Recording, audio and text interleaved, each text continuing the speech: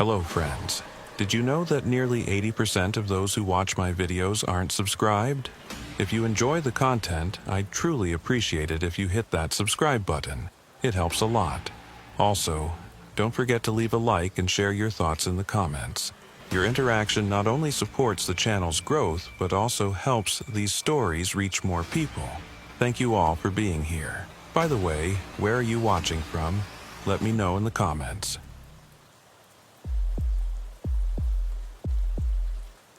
I never imagined silence could be so heavy.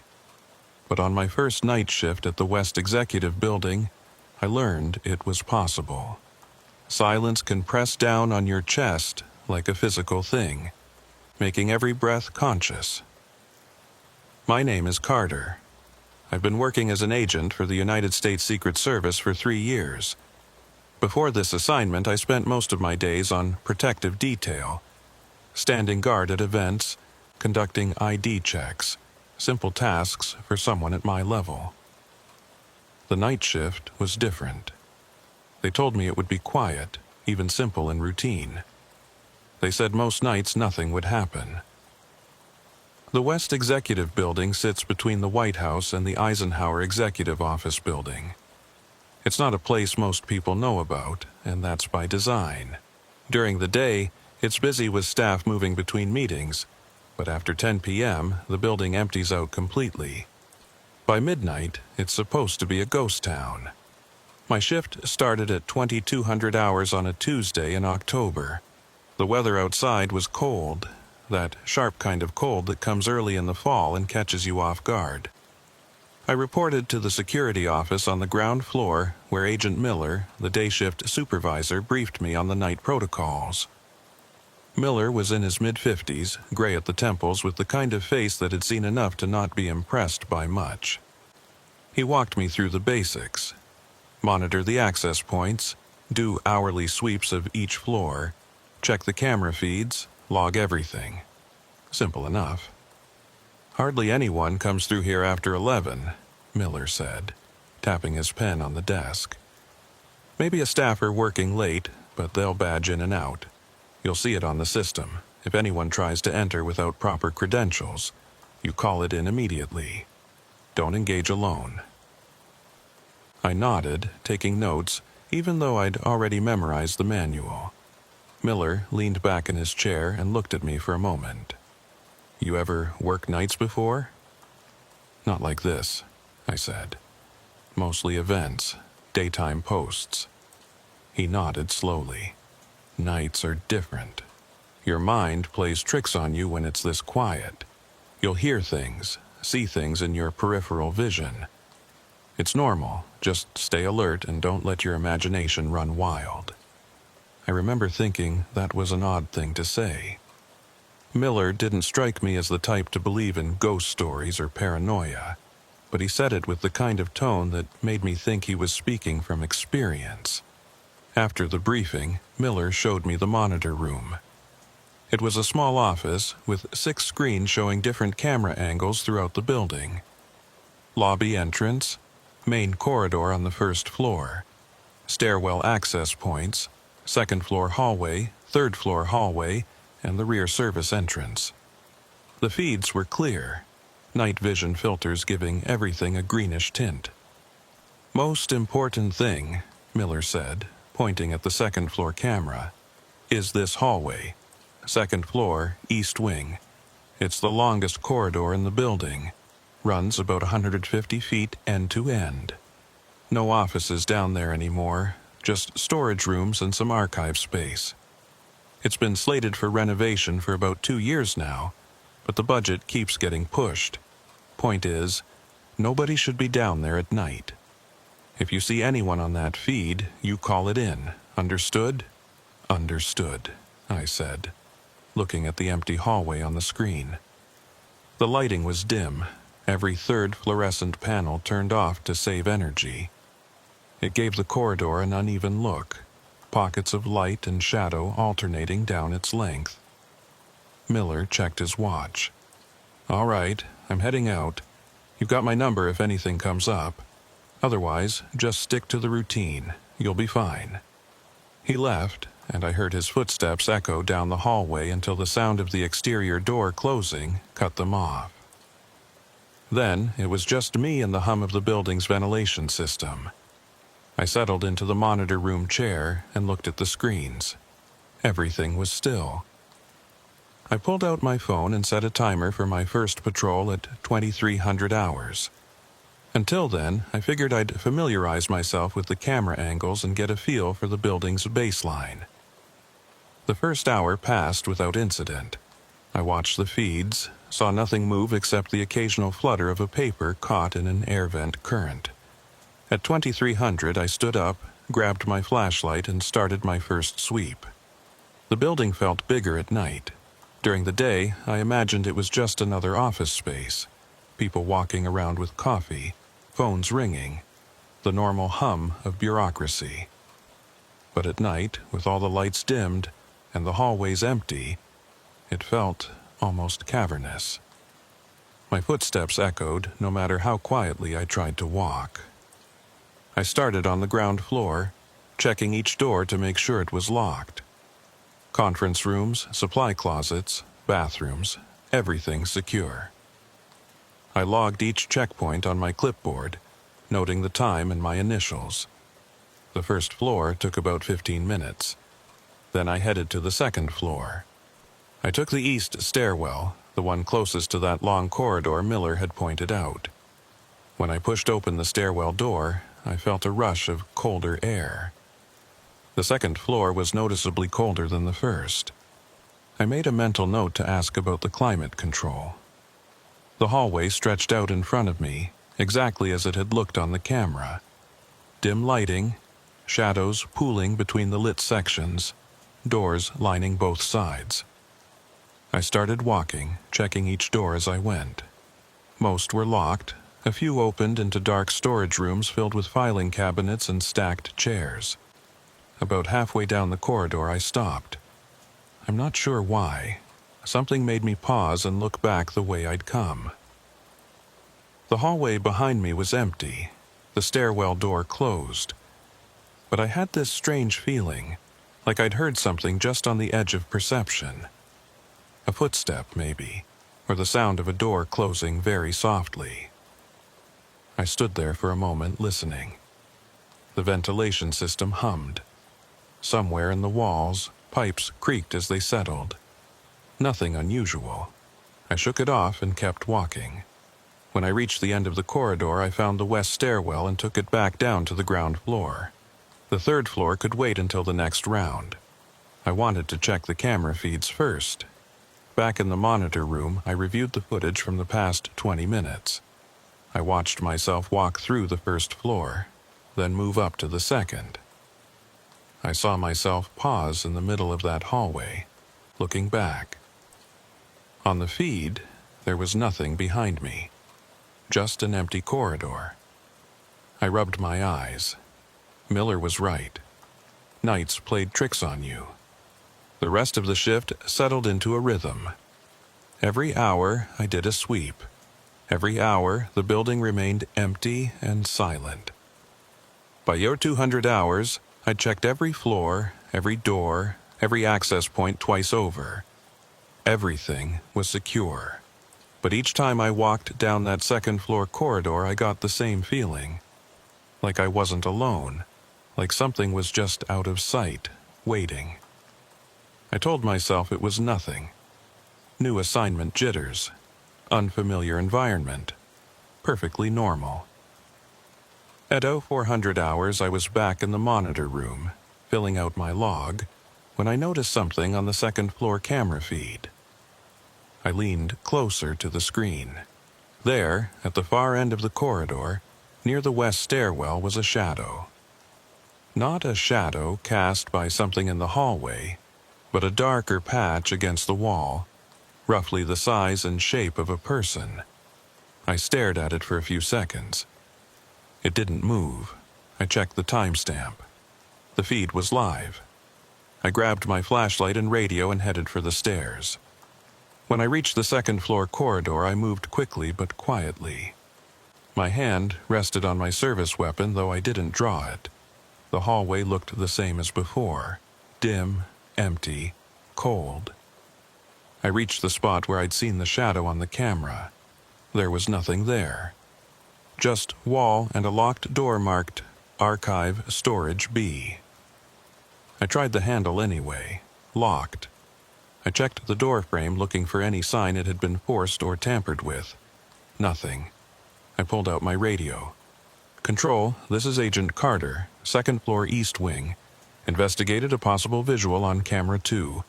Negative contact. Corridor is clear." Static crackled back at me. Then, "Copy that, Carter. Return to post." I made my way back to the monitor room and checked the footage again. I rewound to the moment I'd seen the shadow. On the playback, it was there, that dark shape against the wall.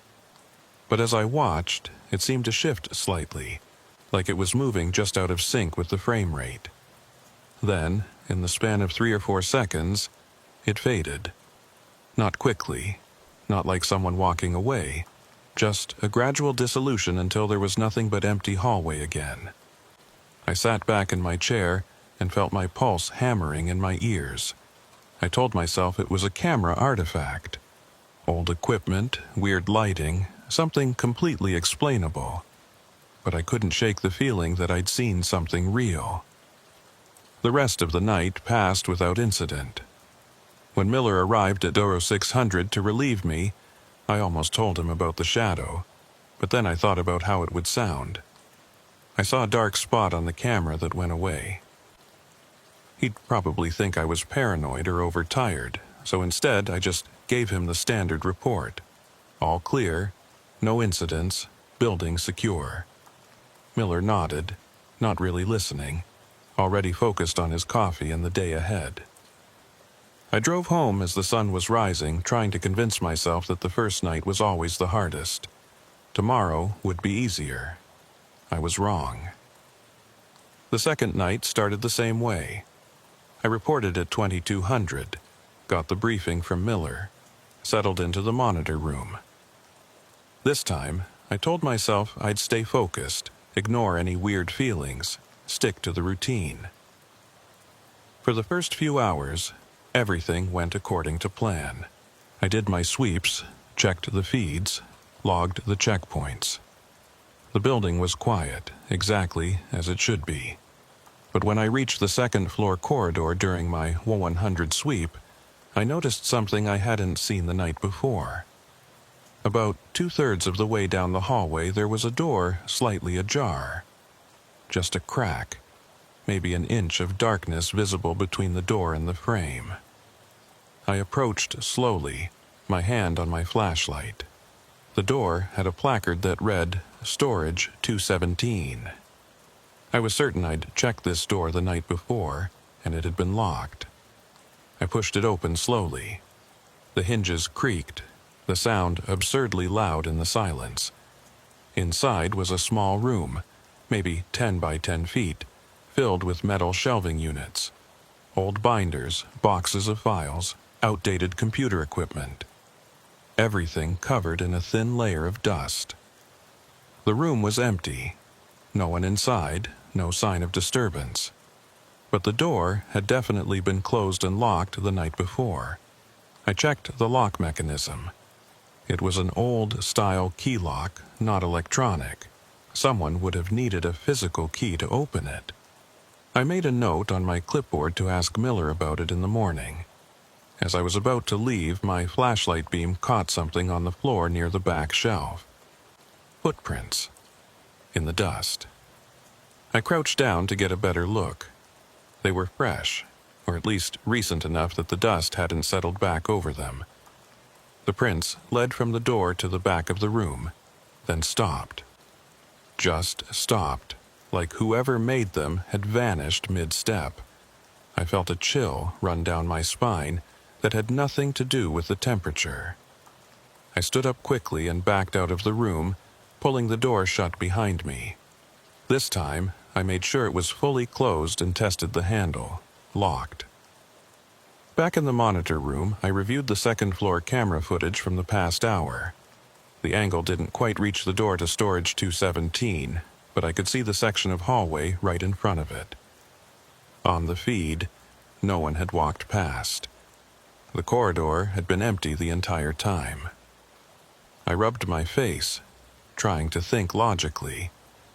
Maybe maintenance had been in there during the day and forgot to lock it. Maybe the footprints were old and I just hadn't noticed them before. Maybe the building had settled and the door had popped open on its own. All reasonable explanations. None of them felt right. At 02:30, I did another sweep. This time, when I reached the second floor, I walked straight to storage 217. The door was open again. Not just ajar this time, but fully open, swung wide on its hinges. I stopped in my tracks. My pulse spiked. I definitely had closed that door. I had tested the lock. I had made absolutely certain. I approached cautiously, flashlight up, hand on my weapon. The room looked the same as before. Shelves, boxes, dust. But now there were more footprints. A trail leading from the door to the back shelf, then returning to the door. The same prints, the same pattern, like someone had walked in, stood at the back of the room for a while, then walked out, except no one had walked past the camera. I pulled out my radio. "Control, this is Carter. I need a secondary unit to second floor east wing. I have an unsecured door and possible unauthorized access." The response came back almost immediately. "Copy, Carter. Unit dispatched. ETA 5 minutes." I stayed in the hallway, watching the open door, until Agent Brooks arrived. Brooks was older than me, maybe late 30s, with a no-nonsense demeanor that I found reassuring. "What have we got?" he asked, hand resting on his service weapon. I explained the situation. The door that kept opening, the footprints, the lack of anyone on camera. Brooks listened without interrupting, his expression unreadable. When I finished, he walked into the storage room and looked around with his flashlight. He crouched down to examine the footprints, then stood up and checked the shelves. "Dust is thick," he said. "These prints are fresh, couple hours old at most." "But no one came down this hallway," I said. "I've been watching the feed." Brooks walked back to the door and examined the lock. "Key operated. You have access to the key?" I shook my head. "Miller didn't give me one. He said all the storage rooms should be locked and stay locked." Brooks pulled out a small notebook and wrote something down. "I'll file a report. We'll get maintenance to check the lock tomorrow, make sure it's functioning properly. Could be a mechanism failure." "What about the footprints?" He looked at me for a moment, and I saw something in his expression I couldn't quite read. Concern, maybe, or caution. "Could be from earlier in the week. Dust settles slow in these old rooms. They look fresh," I said. "They do," Brooks agreed. "But without anyone on camera, we have to assume there's a reasonable explanation. Maintenance, cleaning crew, someone with authorization we don't know about." He pulled the door closed and tested it. It stayed shut. "Keep an eye on it. If it opens again, call me directly." He wrote his cell number on a page from his notebook and handed it to me. After Brooks left, I went back to the monitor room and watched the feeds with a new intensity. I kept the second-floor camera in the corner of my vision at all times, checking it every few minutes. At 03:47, I saw it happen. On the feed, the door to storage 217 slowly swung open. There was no one near it. No hand pushing it, no figure in the hallway. It just opened, smooth and deliberate, until it was fully ajar. I grabbed my radio and sprinted for the stairs. When I reached the second-floor corridor, the door was open exactly as I'd seen on the camera. I approached with my weapon drawn this time, not taking any chances. "Federal agent, identify yourself." No response. I moved to the doorway and swept the room with my flashlight. Empty. No one inside. But the footprints in the dust had multiplied. Now there were dozens of them, overlapping, crisscrossing like a crowd had gathered in the small space. I backed out of the room, my hands shaking. This wasn't a lock malfunction, this wasn't maintenance. This was something else entirely. I called Brooks. He answered on the second ring, his voice rough with sleep. "The door opened on its own," I said, trying to keep my voice steady. "I saw it on camera, no one near it, and there are more footprints now, dozens of them." There was a long pause on the other end. Then Brooks said, "I'm coming back. Don't go in that room again. Stay in the hallway and wait for me." He arrived 20 minutes later, this time with another agent I didn't recognize. They both examined the room, took photos of the footprints, checked the door mechanism. I watched from the hallway, my back against the opposite wall, trying to calm my breathing. When they finished, Brooks came over to me. "I'm going to level with you, Carter. This isn't the first time something like this has happened in this building." I stared at him. "What do you mean?" Brooks glanced at the other agent, who nodded slightly. 3 years ago, we had an agent on night shift report a similar incident. Doors opening, footsteps in empty hallways, shadows on the cameras. We did a full security review, checked every system, every lock, every access point. Never found an explanation. What happened to the agent? He requested a transfer after 2 weeks. Said he couldn't work nights here anymore. Brooks paused. "Look, officially, this is probably just old buildings settling, faulty equipment, that sort of thing. But unofficially, a lot of us who work nights here have seen things we can't explain. We just don't talk about it." "Why not?" "Because there's no protocol for it. What are you supposed to put in a report? Door opened by unseen force. You'd be laughed out of the service or sent for a psych eval." I looked back at the open door to storage 217. "So, what do I do?" Brooks put a hand on my shoulder. "You do your job. You log what you can log, and you trust your training. If there's a real threat, you'll know it. Everything else," he shrugged, "everything else is just noise." They left shortly after, and I was alone again. I closed the door to storage 217 one more time, knowing it wouldn't stay closed. For the rest of the shift, I stayed in the monitor room, watching the feeds. The door stayed shut, but now I noticed other things. Small things. A chair in the first floor conference room that seemed to change position between camera checks. A shadow that moved across the third-floor hallway when nothing was there to cast it. The faint sound of footsteps coming through the walls when the building should have been silent. When Miller arrived at 0600, I gave him a brief report mentioning the door issue and the maintenance request Brooks was filing. Miller nodded, barely paying attention, already thinking about his own day ahead. I drove home in the full light of morning, but the sunshine didn't make me feel any better. I kept thinking about what Brooks had said. Other agents had seen things. This had happened before, and I still had 5 more nights on this rotation. By the 3rd night, I'd started noticing patterns, not in the building's behavior, but in my own reactions to it. The way my heart rate would spike when I approached the second-floor stairwell. The way I'd unconsciously hold my breath while walking down that corridor. The way I'd check the monitor feed for that hallway more frequently than any other camera. I was developing a hypervigilance that wasn't healthy, but I couldn't help it. The building demanded attention.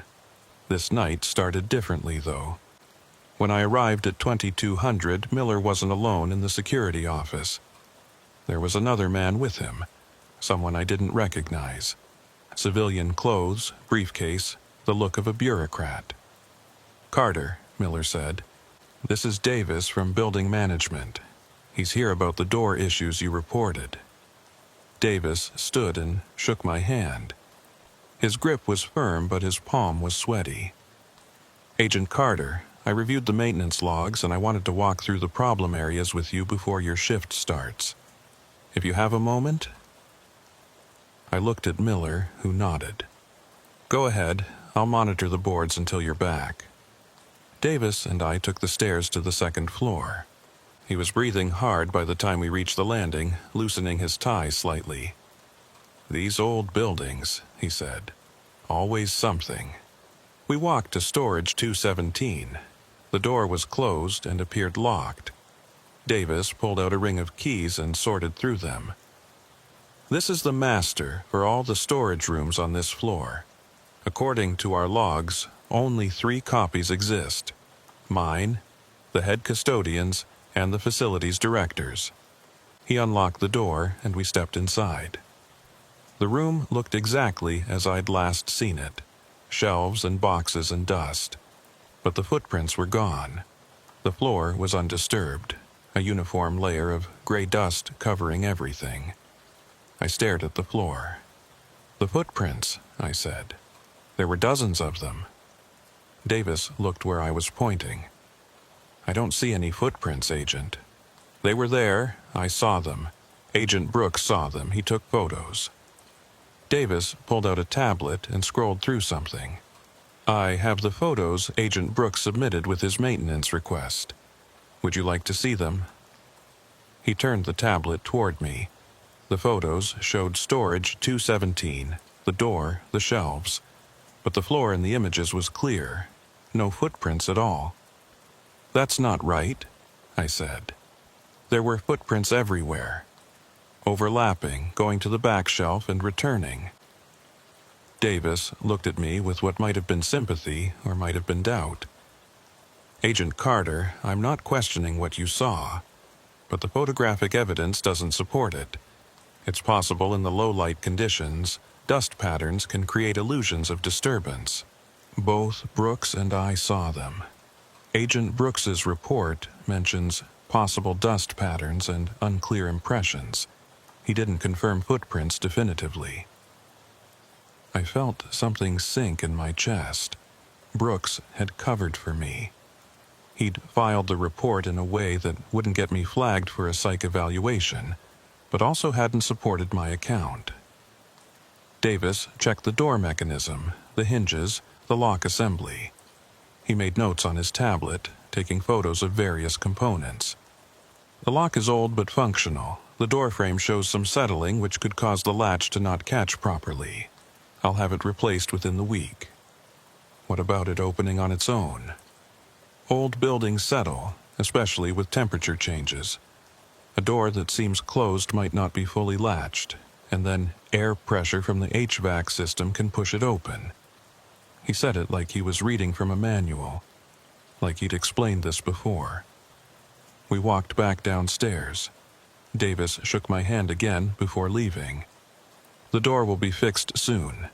In the meantime, if you see any other issues, document them thoroughly. Photos, video if possible. The more evidence we have, the easier it is to address the problem." After he left, Miller called me into the security office. "Listen, Carter, Davis is good at his job, but he doesn't work nights.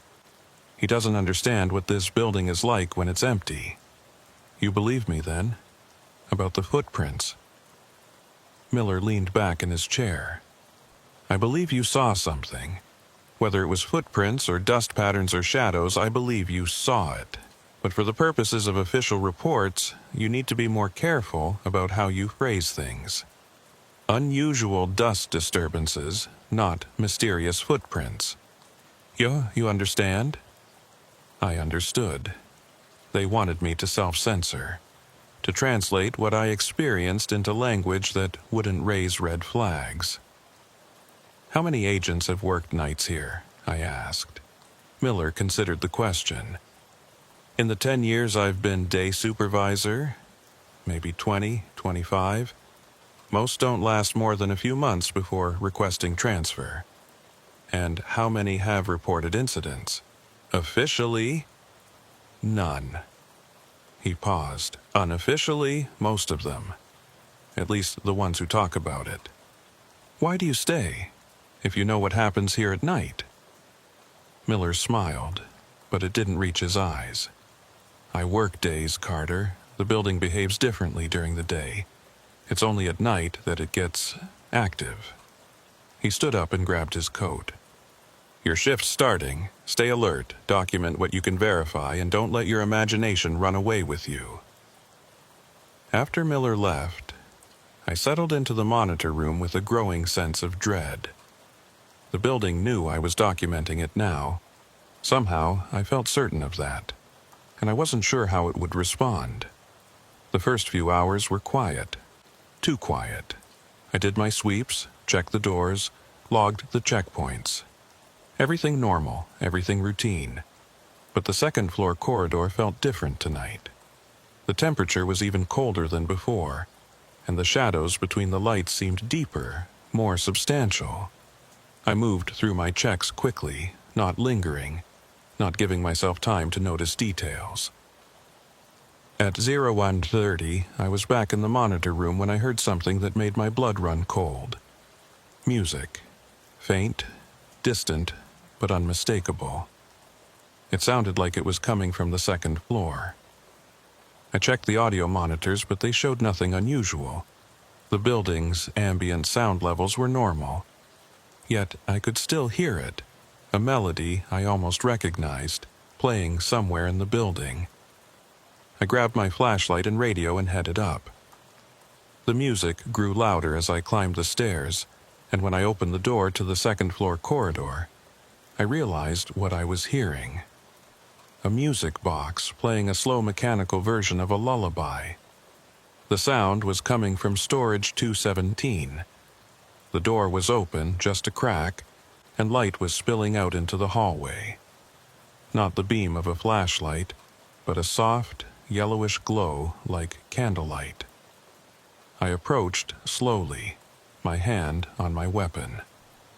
"Federal agent, I need you to identify yourself and step out of the room with your hands visible." The music continued, the same few bars repeating in an endless loop. I pushed the door open with my foot, staying back, weapon drawn now. The room was empty. No people, no light source. But on one of the shelves, in a cleared space that definitely hadn't been there before, sat a small music box. Old, ornate, the kind of thing you'd find in an antique shop. And it was playing. I holstered my weapon and moved closer. The music box was beautiful in a faded way, the paint chipped, the mechanism visible through a cracked panel.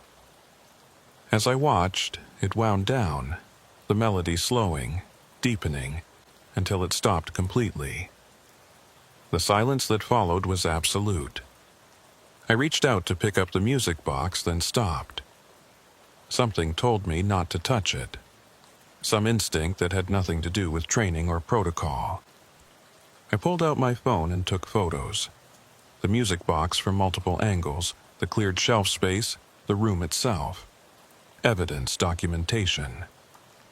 As I was taking the last photo, I heard footsteps in the corridor behind me.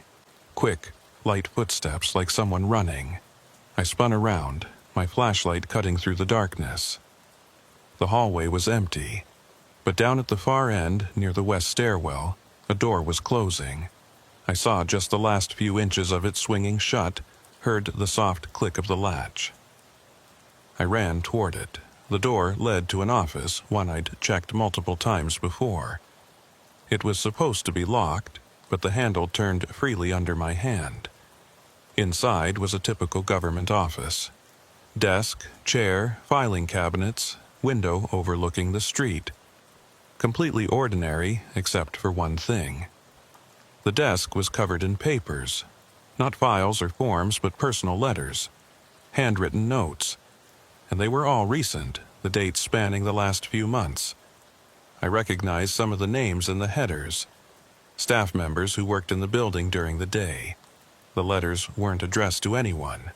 They were just thoughts, confessions, fears, things people had written but never sent.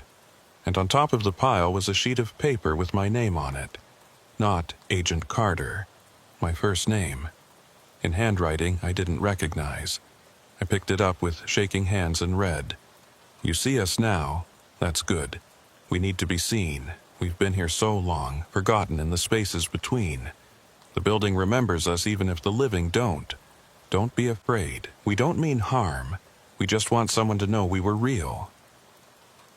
The paper was dated today, written in the past hour, according to the timestamp in the corner. I dropped it back on the desk and backed out of the room. My radio crackled to life, making me jump. "Carter, this is Control. We're showing a motion sensor activation in the second-floor west office. Please confirm your location." I grabbed the radio. "I'm at that location now. The office door was unsecured. I paused. What did I find? Letters that shouldn't exist? A music box that plays by itself? A note addressed to me by someone who isn't there?" "Found what, Carter?" "Maintenance issue," I said finally. "Door lock malfunction. I'm securing the area now." "Copy that. Log it for the morning crew." I closed the office door and tested it. Locked again, as if it had never been open. I went back to storage 217. The music box was gone. The shelf was dusty and undisturbed, just like every other shelf in the room. But on my phone, the photos I'd taken were still there. Clear images of the music box sitting exactly where I'd seen it. I saved the photos to 3 different cloud services. Whatever was happening here, I wasn't going to let them erase the evidence this time. The rest of the shift passed in a state of heightened anxiety. I stayed in the monitor room, watching the feeds obsessively, documenting every small anomaly. A light flickering in sequence that seemed too deliberate to be random. A chair that rotated slightly when no one was near it. Shadows that moved against the direction of the light source.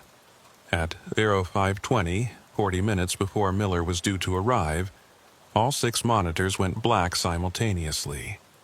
Not static, not signal loss, just black screens with no input. I checked the connections, the power, the system logs. Everything showed normal operation. The cameras should have been working. But the screens stayed black for exactly 3 minutes. Then, all at once, they flickered back to life. And there, on the second-floor corridor feed, was a figure. Standing in the middle of the hallway, facing the camera. The same silhouette I'd seen on my first night, but clearer now. I could almost make out features. The suggestion of a face, of clothes, of a person who had once been real. It stood there for 5 seconds. Then it turned and walked toward the west stairwell, moving with a strange gait that didn't quite sync with the frame rate. When it reached the stairwell door, it didn't open it. It simply faded out, becoming transparent and then nothing. I sat frozen, staring at the screen. The hallway was empty again, but I'd seen it. And this time, I had proof. I checked the DVR system, pulled up the recording from those few minutes. The blackout was there, and the figure's appearance was there, captured in digital format. Undeniable evidence. When Miller arrived, I showed him the footage immediately. He watched in silence, his expression unreadable. "This is going to sound strange," he said finally. "But I need you to delete that." "What?" "The footage. Delete it, now." "But it's proof. It shows something that will get this entire facility flagged for a full security review. They'll bring in teams, investigators, equipment. They'll tear this building apart looking for explanations." Miller looked at me directly. "And they won't find any. Because whatever this is, it's not something that can be measured or documented in a way they'll accept. All that will happen is everyone involved gets transferred or dismissed, and the building keeps doing what it's been doing for decades. You've seen this before." It wasn't a question, but Miller nodded anyway. Different forms, different manifestations. But yes, I've seen it. What is it? I don't know, no one does. But I know that bringing official attention to it doesn't help. It just creates problems for the people who work here. I looked at the screen, at the frozen image of the figure in the corridor. If I delete this, I have nothing. Just my word. Your word to who? Who are you going to tell that will believe you? Miller's tone wasn't unkind, just realistic. "Carter, I'm not trying to silence you. I'm trying to protect your career. Delete the footage, work your remaining shifts, then request a transfer. That's how everyone handles this." I thought about the note on the desk. "We just want someone to know we were real." "I need to document this," I said. "Not officially, but for myself, so I know I'm not crazy." Miller considered this. "Document it however you want, but keep it off the government systems, and don't share it with anyone in an official capacity. Understand?"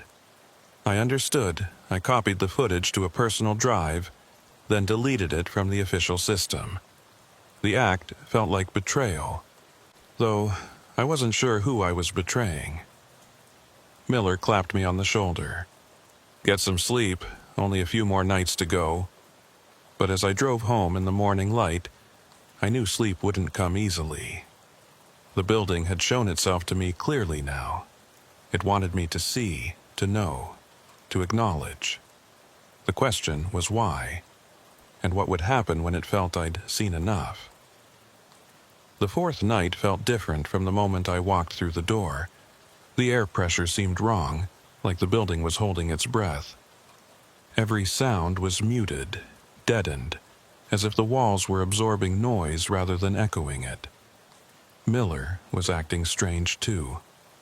He barely looked at me during the briefing, rushing through the protocols like he wanted to leave as quickly as possible. "Everything okay?" I asked. He paused at the door, his hand on the frame. "Just remember what I told you. Document what you need to, but keep it personal. Don't make this official." "I won't." He nodded, but didn't leave immediately. "Carter, have you noticed the dates?" "What dates?" "The dates when incidents happen most frequently. I've been tracking them for years. There's a pattern." He pulled out a small pocket calendar, the pages worn from handling. "Every 23 days, there's a spike in activity. Doors opening, equipment malfunctions, sightings. It cycles like clockwork." I felt my stomach tighten. "And tonight is?" "Day 23. Miller met my eyes finally. "It's going to be more active than usual. Just be careful.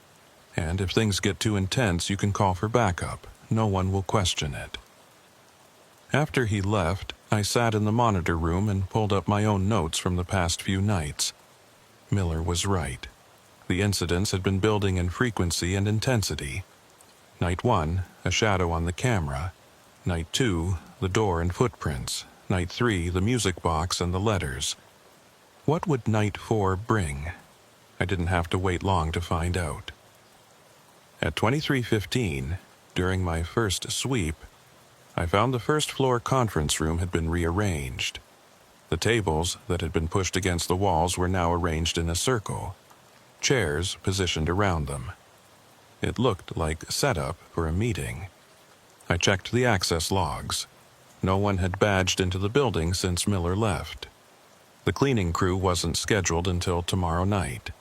Yet someone had moved heavy tables and multiple chairs. I took photos, measured distances, documented everything. Then I carefully pushed the tables back against the walls, returning the room to its normal state. When I came back on my next sweep an hour later, the tables were in a circle again. Same arrangement, same precision, as if my intervention had never happened. This time I left them. Clearly, something wanted that room arranged this way. Fighting it seemed pointless.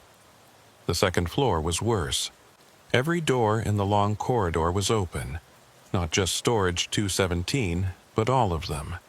10 doors, 5 on each side, standing wide open like mouths. I walked down the hallway slowly, checking each room. They were all empty, all showing signs of the same thick dust and abandonment. But in each one, something had been moved or changed. A file cabinet stood open. A chair was turned to face the wall. Papers were scattered on the floor in patterns that almost looked deliberate. In the office where I'd found the letters, The desk was clear now, but written in the dust on the desktop was a single word: tonight. I photographed it, then backed out of the room. As I did, I heard a sound from the far end of the corridor. Not footsteps this time, but voices. Murmuring, indistinct, like a conversation happening just beyond the range of understanding. I moved toward the sound, my flashlight beam sweeping the hallway. The voices seemed to come from everywhere and nowhere, echoing off the walls in ways that made no acoustic sense. As I approached the west stairwell, the voices grew clearer. I could almost make out words now. Names, maybe. Dates. Fragments of sentences that meant nothing out of context. I reached the stairwell door and pressed my ear against it. The voices were definitely coming from inside the stairwell. Multiple voices talking over each other. I opened the door quickly, shining my flashlight in. The stairwell was empty, but the voices continued for just a moment longer before cutting off abruptly, leaving a ringing silence. I closed the door and leaned against the wall, trying to steady my breathing. This was escalating. Whatever presence inhabited this building, it was becoming more bold, more insistent. Back in the monitor room, I reviewed the camera feeds from the past hour. The first floor conference room rearrangement didn't show on camera. One frame showed the tables against the walls, the next frame showed them in a circle. No transition, no movement, just instantaneous change. The second floor corridor showed all the doors standing open, just as I'd found them. But in the playback, I could see something I'd missed in person. Shadows moved in the doorways. Not shadows cast by anything, but darker patches that seemed to shift and flow like liquid. And in the stairwell camera feed, during the exact moment I'd heard voices, there was a distortion. The image pixelated and broke apart, then reformed. When it cleared, for just one frame, the stairwell wasn't empty. It was full of people. Figures standing on the stairs, sitting on the landings, crowding the space impossibly. One frame, a 20th of a second, but I saw it. I backed up the footage and went through it frame by frame, there. One single frame showing a stairwell packed with people, and then the next frame showed it empty again. I saved the footage, my hands shaking so badly I almost couldn't operate the keyboard. At 0200, the temperature in the building plummeted. I could see my breath in the monitor room. The heating system was running. I could hear it, but it made no difference. The cold seemed to come from inside the walls themselves. I put on my jacket and gloves, but it didn't help much. This wasn't normal cold. It sank into my bones, making my joints ache. My radio crackled. "Carter?" The voice was distant, broken up by static.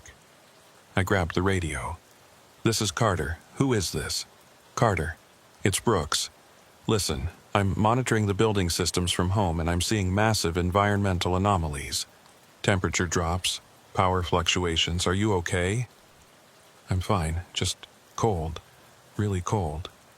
I need you to do something for me. Go to the basement level. There's a mechanical room at the east end. Check the main climate control panel. Tell me what the readout says." I didn't want to go to the basement. I hadn't been down there on any of my previous shifts, and the thought of descending into the building's lowest level while it was in this state made my skin crawl. But Brooks sounded genuinely concerned, and checking mechanical systems was technically part of my duties.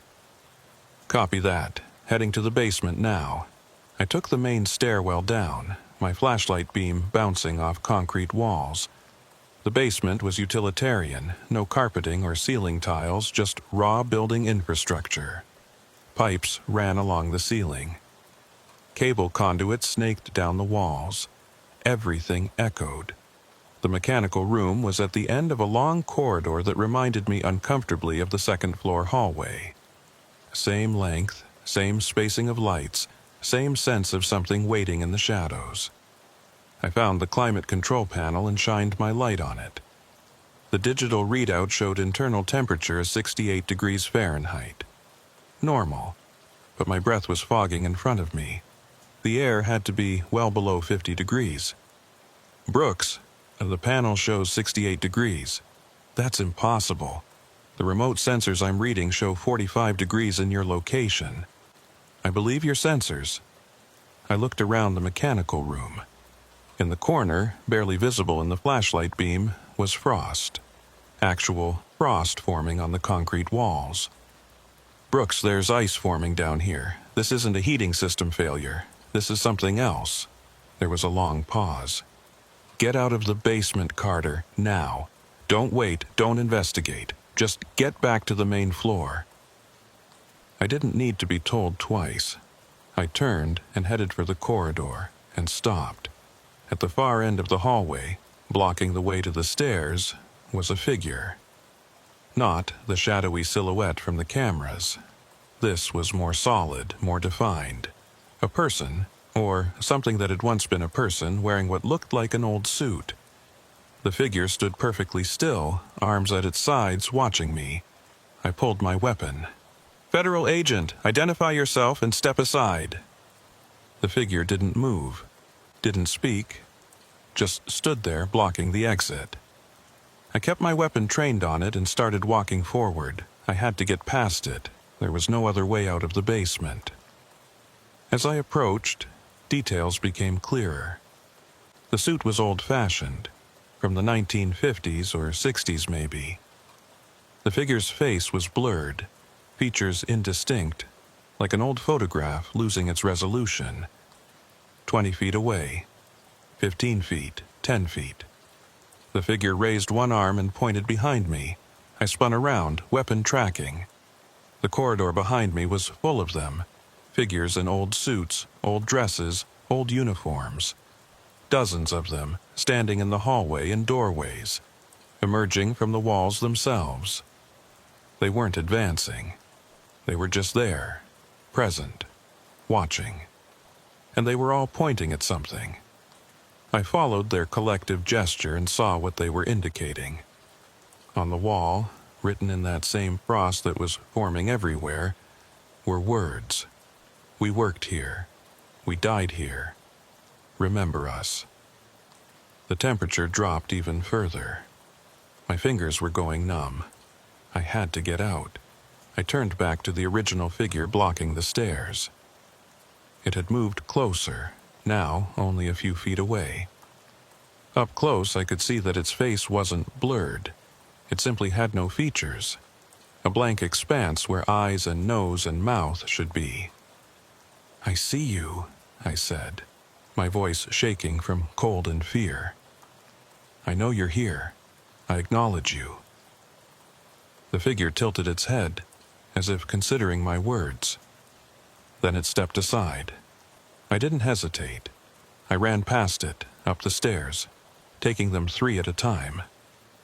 Behind me, I heard a sound like wind rushing through a tunnel, and then a crash that shook the entire building. I burst out onto the main floor and didn't stop until I was in the monitor room with the door locked. My radio crackled. "Carter! Carter, respond!" "I'm here. I'm out. I'm okay." What the hell happened? Every sensor in the building just went haywire and then flatlined. I looked at the monitors. All 6 screens were showing the same thing. Static. Pure static on every feed. "Brooks, the cameras are down. I have no visual on any part of the building. I'm calling for backup, multiple units. They'll be there in 10 minutes. Just sit tight." But as we talked, the monitors flickered. The static cleared, and the feeds came back online. The basement corridor was empty. No figures, no frost, no writing on the walls. Just a normal basement hallway, properly lit and heated. The second-floor doors were all closed again. The first-floor conference room showed tables pushed against the walls in their normal configuration. Everything looked completely ordinary, except for one thing. On the second-floor corridor feed, written in the dust on the floor in letters large enough to see from the camera, was a message. "Thank you for seeing us." When the backup units arrived, They found nothing unusual. No temperature anomalies, no environmental hazards, no evidence of unauthorized access. The building was secure and normal in every measurable way. I showed them the message on the camera feed, but by the time we got up to the second floor in person, the dust had been disturbed. You could still make out some of the letters, but it was unclear, inconclusive. Brooks arrived in person, brought the footage from the remote monitoring systems. The temperature spike was there, documented and undeniable. But the recovery was so rapid and complete that it defied physical laws.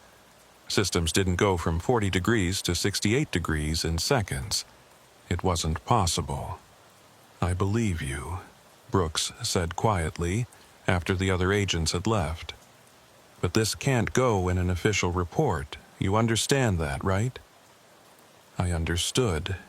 I was learning the rules of this place, what could be said and what had to remain silent.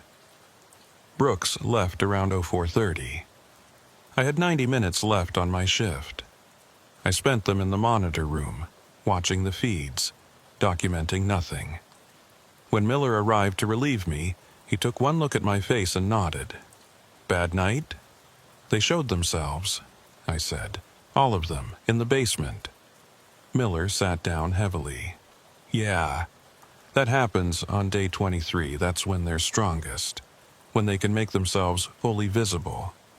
"Who are they?" "Workers, probably. People who built this building, maintained it, worked here over the decades. They died, and they stayed. The building remembers them even if we don't. They wanted me to see them, to acknowledge them. And you did. That's good. That's what they need." Miller looked at the monitors. "It should be quieter now. For a while, at least, you gave them what they wanted." I drove home as the sun rose, but I couldn't shake the image of those figures in the basement. The blank faces, the pointing gestures, the writing on the wall. I had one more night on this rotation, one more shift in the West Executive Building. And I already knew I wouldn't be coming back after that. My 5th night, my last night.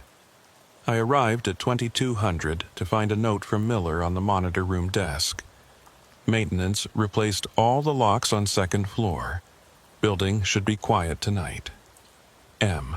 I appreciated the thought, but I doubted new locks would make any difference. This wasn't about security failures or mechanical problems. This was about something that existed outside normal parameters. The first few hours were indeed quiet. I did my sweeps, checked the doors, logged the checkpoints. Everything normal. The second floor corridor felt different, though, less oppressive. The cold was gone, the shadows less deep. It was almost like the building was resting after the intensity of the previous night. At midnight, I settled into the monitor room with coffee and paperwork. Just a few more hours, and I could request my transfer, move to a daytime rotation somewhere else, put this experience behind me. But at 0100, my phone buzzed with a text from an unknown number. "Don't leave yet, 3rd floor, East office. There's something you need to see." I stared at the message. It had to be someone from the service, probably Brooks. But why wouldn't he call or use the radio? I texted back, "Who is this?" No response. But 2 minutes later, another message. "3rd floor, East office, please." Against my better judgment, I went.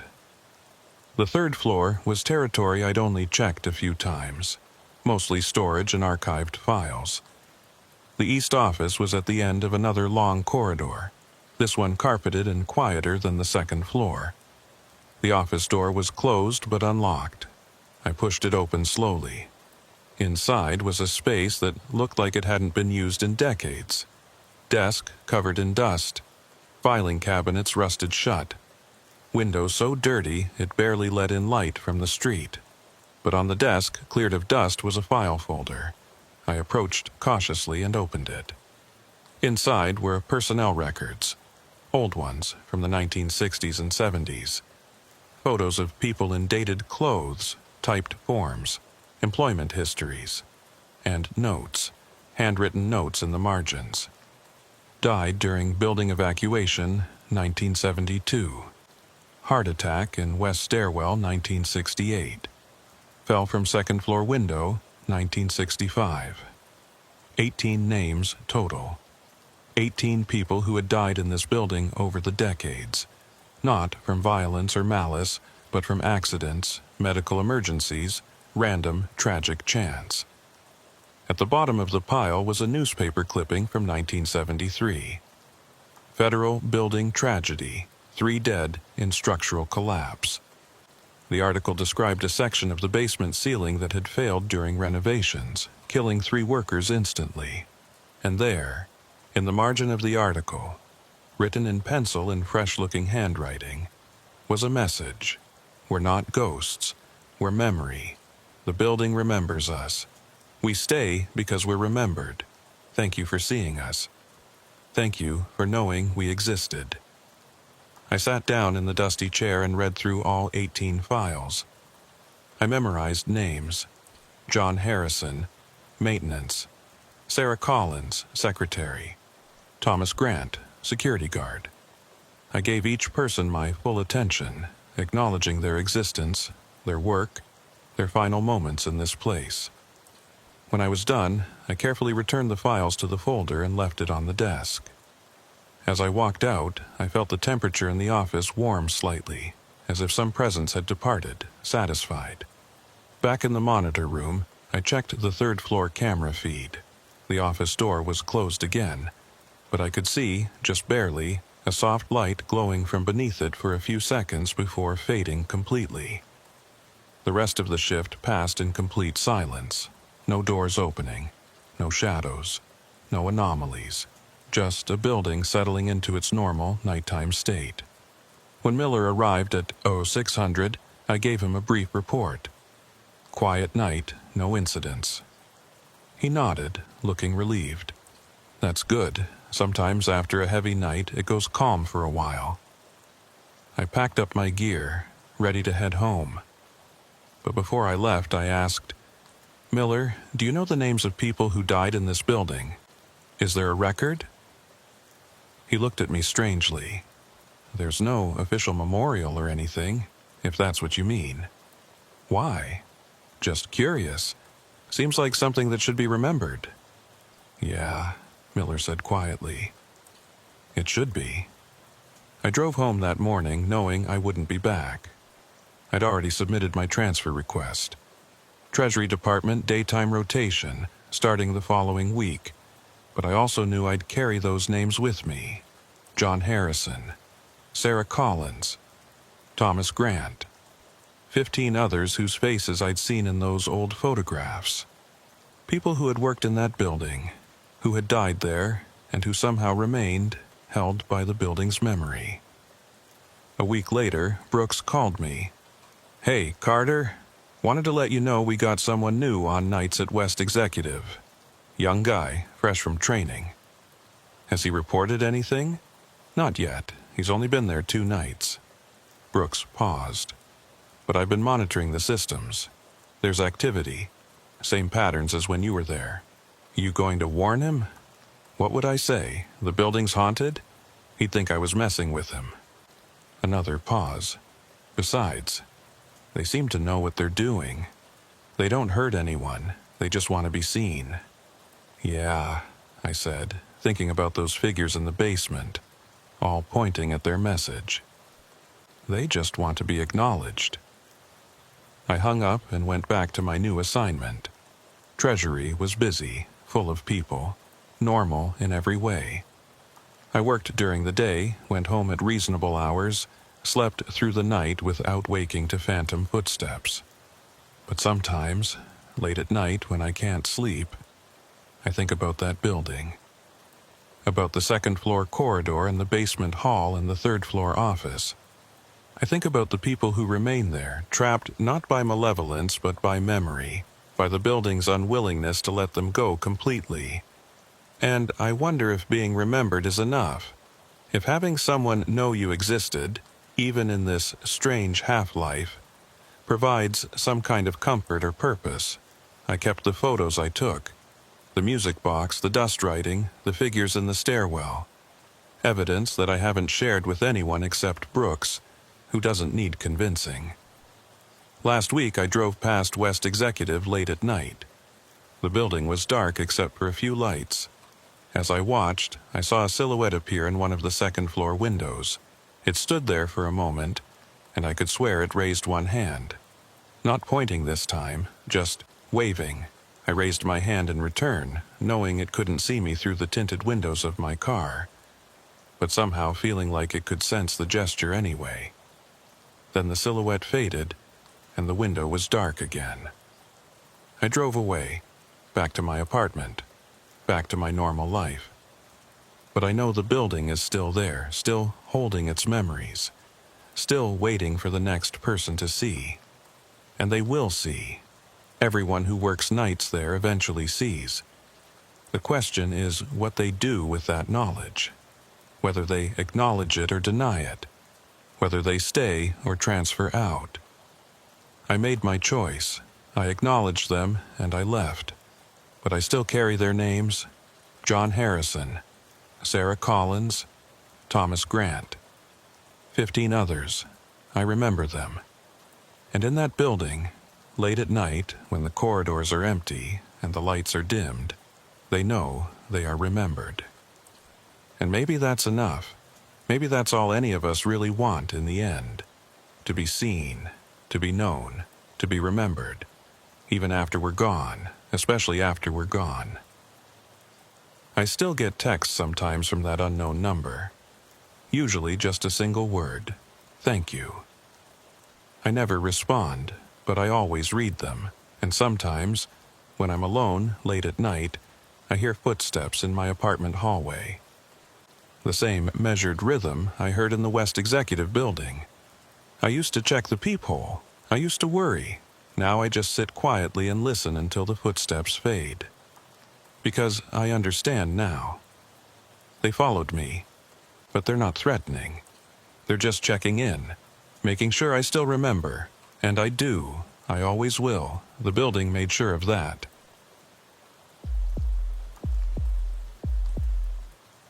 My name is Hayes, and I've been with the United States Secret Service for 6 years. I've done protective details, investigative work, and more than my share of night shifts at secure facilities around D.C. I thought I'd seen everything this job had to offer. I was wrong.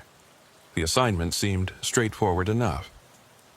12-hour night shift at a secure communications facility in Alexandria, Virginia. The building doesn't have a name, just an address that doesn't appear on any maps. It's one of those places where classified information gets processed, encrypted, and transmitted to various government agencies. During the day, it's staffed by analysts and technicians. At night, the building is supposed to be empty except for security. My shift ran from 1,800 hours to 600 hours. Sunday through Wednesday, 4 nights a week. The pay was better than standard rotation, which should have been my first clue that something was off. They always pay more for the positions nobody wants. I reported for my first shift on a Sunday evening in November. The sun was already setting when I arrived. That early winter darkness that makes 6 p.m. feel like midnight. Agent Reynolds, the day shift supervisor, met me at the security desk in the lobby. Reynolds was a woman in her early 40s, with sharp eyes and a manner that suggested she didn't waste time on pleasantries. She walked me through the basics quickly and efficiently. Monitor the access points, check the secure server rooms every 2 hours, log all activities in the official logbook, maintain communication with the Central Command every hour. The building has 4 floors, Reynolds explained, pulling up a schematic on the computer. Ground floor is lobby, security office, and general admin. Second floor is communications equipment and server rooms. Third floor is analyst workstations and conference rooms. Fourth floor is restricted access, executive offices, and classified briefing rooms. You'll need special clearance to access the 4th floor, which you don't have yet. Understood, I said, taking notes. Reynolds pulled out a large logbook, the kind with bound pages and permanent ink. This is critical. Every activity, every check, every incident gets logged here. Time, description, your signature. The logbook is a federal record. It gets reviewed every week by the Oversight Committee. She showed me the previous week's entries. Each page was filled with neat handwriting, times marked precisely, signatures clear and consistent. A complete record of everything that happened during each shift. "Any questions?" Reynolds asked. "Seems pretty straightforward. Has there been any unusual activity recently? Any security concerns I should know about?" Reynolds hesitated, just for a moment. "No, nothing unusual. Just stick to the routine and you'll be fine." That hesitation should have told me something, but I was new to the assignment, eager to prove myself. I let it slide. Reynolds left at 1800 sharp. The moment the door closed behind her, the quality of silence in the building changed. It went from the quiet hush of an office after hours to something deeper, more complete, like the building itself was holding its breath. I settled into the security office and reviewed the camera feeds. 16 monitors showing different areas of the building. Everything looked normal. Empty hallways, dark offices, server rooms with their endless rows of blinking lights. I logged my first entry in the book. 1800, shift begins. Building secure. All systems nominal. Haze. The first few hours passed without incident. I did my rounds at 1900, checking each floor methodically. The building was climate-controlled to protect the equipment, keeping everything at a constant 68 degrees.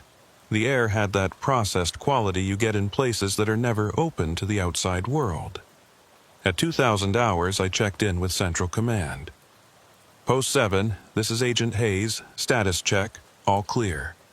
The response came back immediately. "Copy. Post 7. Next check at 2100. I made my second round at 2030, paying special attention to the server rooms on the second floor. The servers hummed constantly, a white noise that was almost soothing. Everything was functioning normally. Back in the security office, I logged my activities. 2030, second floor check complete. All server rooms secure. No anomalies. At 2200 hours, I noticed something odd. I was reviewing the camera feeds when I saw a flicker on one of the monitors. The third floor hallway camera cut to static for just a second, then came back online. I rewound the feed and watched it again. There, a momentary disruption, less than a second, just enough to notice if you were paying attention. I logged it, 200. Brief signal disruption on camera 9, third floor east corridor. Feed restored immediately. Possible equipment issue. At 2230, I did my scheduled server room check. As I walked through the second floor, I noticed the temperature felt different. Not colder or warmer, but different somehow. Like the air pressure had changed.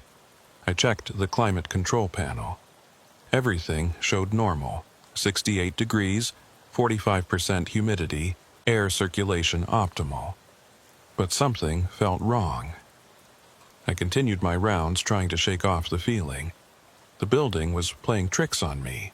New environment, night shift adjustment. Perfectly normal.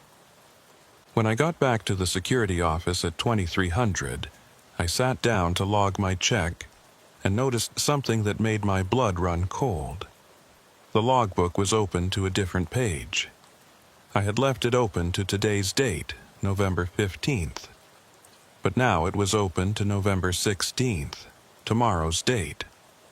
And there were entries already written there. Entries in my handwriting. I stared at the page. The handwriting was unmistakably mine, the signature identical to the one I'd written at 1800, but the entries were for times that hadn't happened yet. 0100. Third floor, check complete.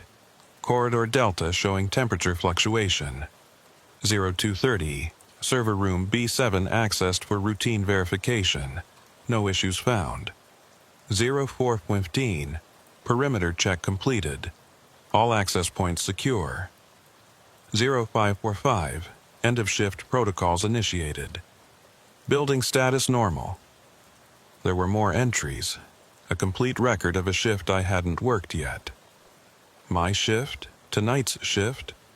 Already written, already logged, already signed. I flipped back to today's page, November 15th.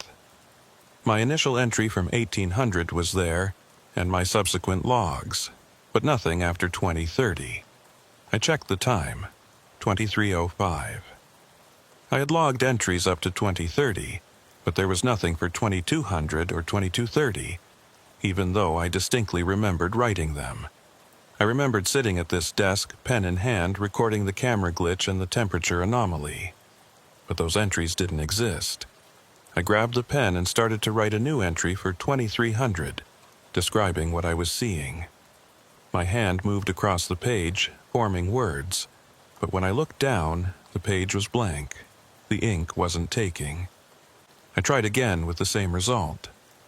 The pen worked fine when I tested it on a separate piece of paper, but on the logbook pages, nothing. I pulled out my phone and took pictures of the November 16th page. Evidence, documentation, something to prove I wasn't losing my mind. Then I called Central Command. Post 7 to Central. I need to report an irregularity. Static crackled on the line. Then a voice I didn't recognize. Post 7, please clarify. What is the nature of the irregularity? The official logbook is showing entries for tomorrow's date. Entries in my handwriting for times that haven't occurred yet. A long pause. Post 7, please repeat. We're not reading you clearly. I repeated the information, speaking slowly and clearly. But even as I did, I felt a strange detachment, like I was watching myself from outside my body. Copy, Post 7, we'll make a note. Continue with standard protocols.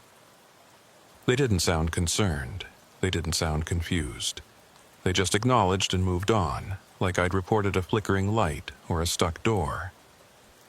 I hung up and looked at the logbook again. The November 16th entries were still there. I flipped back and forth between the pages, confirming that my 2200 and 2230 logs from tonight were simply gone, as if I'd never written them. At 23:45, my radio crackled. Post 7, this is Central Command, time check. I looked at my watch, 23:45, but they'd already checked in with me at 2000. The next scheduled check wasn't until 100. Central, I copy. Time is 23:45 hours. Copy, Post 7. We show 0145 on our end. Can you confirm? I looked at my watch again, 23:45. I looked at the computer clock, 23:45. I pulled out my phone, 23:45. Central, I'm showing 23:45 here. All my timepieces are synchronized. Another pause. Understood, Post 7. Maintain position. We're showing a temporal discrepancy. Stand by. Temporal discrepancy. They had a term for it. Like this was something that happened regularly enough to have official language. I stood up and walked to the window. The parking lot outside showed 3 cars, all belonging to day shift staff who commuted together. The street beyond was quiet, no traffic. A sodium vapor streetlight cast everything in orange. I checked the security cameras. All 16 feeds showed empty building, normal operations, nothing unusual. Except when I looked at the timestamp on the feeds, they read 0147. But my watch still said 23:48. I went back to the logbook. The November 16th page was gone. Just gone. The book jumped from November 15th directly to November 17th. An entire page had vanished, or had never existed. I flipped through the entire logbook, checking every page. November 16th didn't appear anywhere, as if that date had been removed from the official record. My radio crackled again. Post 7, status check. Post 7, all clear. My voice sounded strange to my own ears, distant and hollow. Copy. Your next check-in is at 0300 hours. But it was still 23:51 on my watch. If Central Command was at 0147 and my next check was at 0300, that was only an hour and 13 minutes away. But for me, it was 3 hours and 9 minutes. Time wasn't just running differently. It was running separately for me than for everyone else. I sat down and tried to think logically. Possible explanations. Someone was drugging me and I was experiencing lost time. I was having a psychotic break. I was dreaming. None of those explanations felt right. I looked at the logbook. November 15th entries, then November 17th. I flipped to the 17th and saw entries in handwriting I didn't recognize. A different agent's shift, logging routine activities for 2 days from now. I flipped back further, checking previous dates. The pattern was consistent. Every page had the correct date in sequence. November 14th, November 13th, November 12th. All accounted for, just November 16th was missing. Tomorrow's date. The date that was already logged in my handwriting before it happened, and then disappeared completely. I checked my phone photos. The pictures I'd taken of the November 16th page were gone. Not deleted, just gone. Like they'd never existed. My photo gallery jumped from the previous photo directly to the next one, with no gap. No indication that anything had been removed. At 0000 hours by my watch, I decided to do another patrol.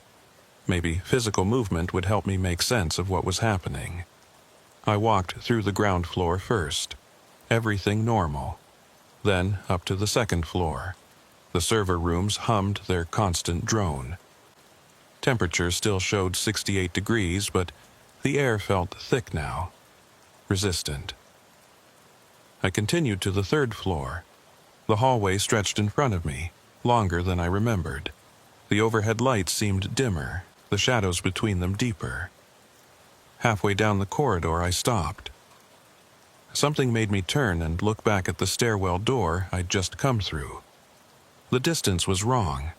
I'd walked maybe 50 feet, but the stairwell door looked like it was at least 100 feet away.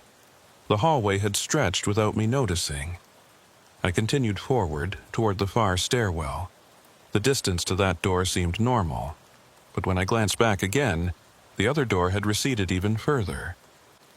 The hallway was expanding behind me as I walked. I stopped and pulled out my phone to use the compass app, something to give me objective measurements. But my phone screen was blank. Not dead, not powered off, just blank, no display at all. I pressed the power button, nothing. Held it down for a hard reset, nothing. I looked at my watch. The hands had stopped moving. Frozen at 0004. The hallway lights flickered once, twice, then steadied. But the quality of the light had changed. It was the same brightness, but somehow older, like looking at the world through aged film. I continued walking, counting my steps. 50 paces, 75, 100. The far stairwell door didn't get any closer. The hallway just kept extending in front of me, unspooling like an infinite corridor. Behind me, I heard a door open. I spun around, hand on my weapon. The hallway behind me was empty. All the doors were closed. But I definitely heard it. The distinct sound of a door opening and closing. Then I heard footsteps. Not the echo of my own steps, but new ones, coming from somewhere ahead of me. I turned back toward the far stairwell. The door was opening. Slowly, deliberately, like someone was pushing it open from the other side. A figure stepped through. It was me. I was looking at myself, maybe 50 feet away, walking into the hallway from the stairwell. Same uniform, same posture, same everything. The figure, the other me, didn't seem to notice me. He just walked down the hallway, checking doors, doing a routine patrol. I stood, frozen, watching myself move. The other me reached one of the offices, tried the handle, confirmed it was locked, then continued on. As he got closer, I could see more details. His name badge said Hayes. His watch showed 0147. His movements were mine, efficient and practiced. He walked past me. Not through me, but past me. As if I wasn't there. As if I was invisible. I turned to watch him continue down the hallway. He reached the stairwell door at the far end, the one I'd been trying to reach for what felt like forever. He opened it and disappeared inside. The moment he was gone, the hallway snapped back to normal length. I was standing at the far end, right next to the stairwell door. The distance behind me to the other stairwell looked correct now, maybe 150 feet. I checked my watch. The hands were moving again. 047. My phone screen showed the normal display. 047. The radio crackled. Post 7, time check at 0200 hours approaching. Prepare for status report. I opened the stairwell door and looked down. Empty, no sign of the other me. Just a normal stairwell, concrete and metal rails and fluorescent lights. I went back down to the security office, my mind racing. What I'd just experienced couldn't be explained by fatigue or equipment malfunction. I had seen myself, a version of me from a different time, walking through the same space, unaware of my presence. Back at the desk, I pulled out the logbook. November 16th was there again. The page that had disappeared was back, filled with entries in my handwriting for a shift I didn't remember working. But now there were new entries too, entries that hadn't been there before. 0147. Third floor patrol completed. Encountered temporal overlay. Corridor extension phenomenon observed. Recommend flagging this shift for review. I hadn't written that, but it was in my handwriting. I grabbed the pen and tried to write a new entry. The ink took this time, flowing normally onto the page. I wrote 0150, experiencing severe timeline disruption. Request immediate backup and my hand stopped moving. I couldn't write anymore. The pen was working. My hand could move, but I physically could not form any more words on the page. Some invisible barrier prevented it. I looked at what I'd written. The ink was already fading. As I watched, the words became lighter and lighter until they disappeared completely. The page showed only the previous entries, all in my handwriting, all describing events I didn't remember. The computer monitor flickered. When it stabilized, I saw something that made my stomach drop. The security camera feeds were showing me. In the security office, sitting at the desk, writing in the logbook. But the timestamp on the feed said 323. I was watching myself 3.5 hours in the future. And in that future I was writing in the logbook, calm and methodical, as if nothing unusual was happening. I looked down at the logbook in front of me. The entries continued past 0150, documenting activities through the rest of the shift. My future self had already logged everything. 0323, final server room check completed. All systems operational. 0445, prepared end-of-shift report. No significant incidents to note. 0600, shift concluded. Building secured. Transferred custody to day shift. Hayes. I grabbed my radio. Central, this is post 7. I need immediate extraction. I'm experiencing static burst from the radio. So loud, I had to rip the earpiece out.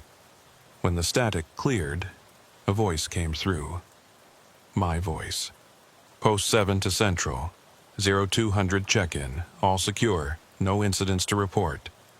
But I hadn't said that. I was still holding the radio, the transmit button not pressed. The voice continued. Copy that, Central. Next check at 0300. I looked at the computer screen. The camera feed showing me in the security office had changed. Now, the timestamp read 0200, and the version of me on screen was putting down the radio, exactly as if I'd just finished the call I'd heard. I stood up, backing away from the desk. This wasn't happening. This couldn't be happening. But I knew it was.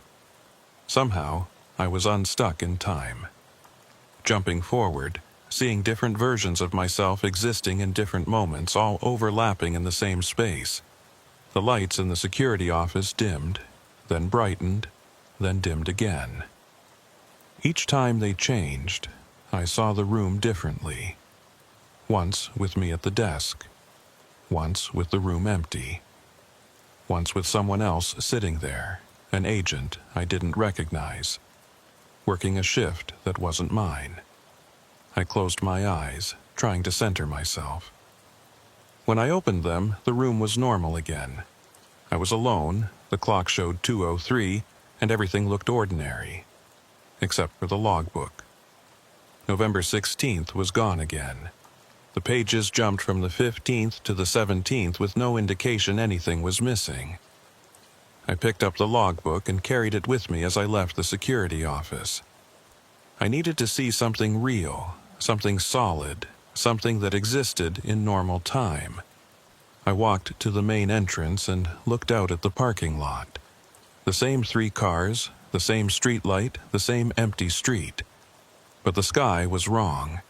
It should have been full dark, stars visible if there weren't so much light pollution. Instead, the sky had a gray quality, like pre-dawn twilight. Yet my watch showed 02:05. Hours until sunrise. I went back inside and pulled out my phone.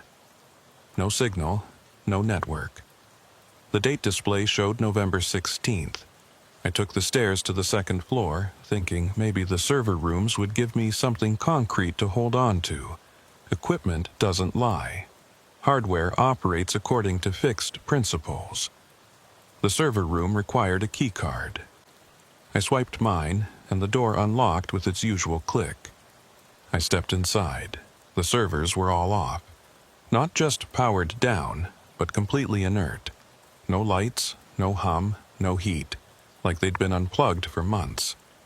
I moved between the rows, checking panel after panel, everything dead. But on the security cameras, these same server rooms had shown normal operations. Lights blinking, systems running. I left the server room and went back to check the camera feeds. On the monitors, the server rooms looked active. I could see the indicator lights, the status displays, everything functioning normally. I went back upstairs and looked directly at the servers.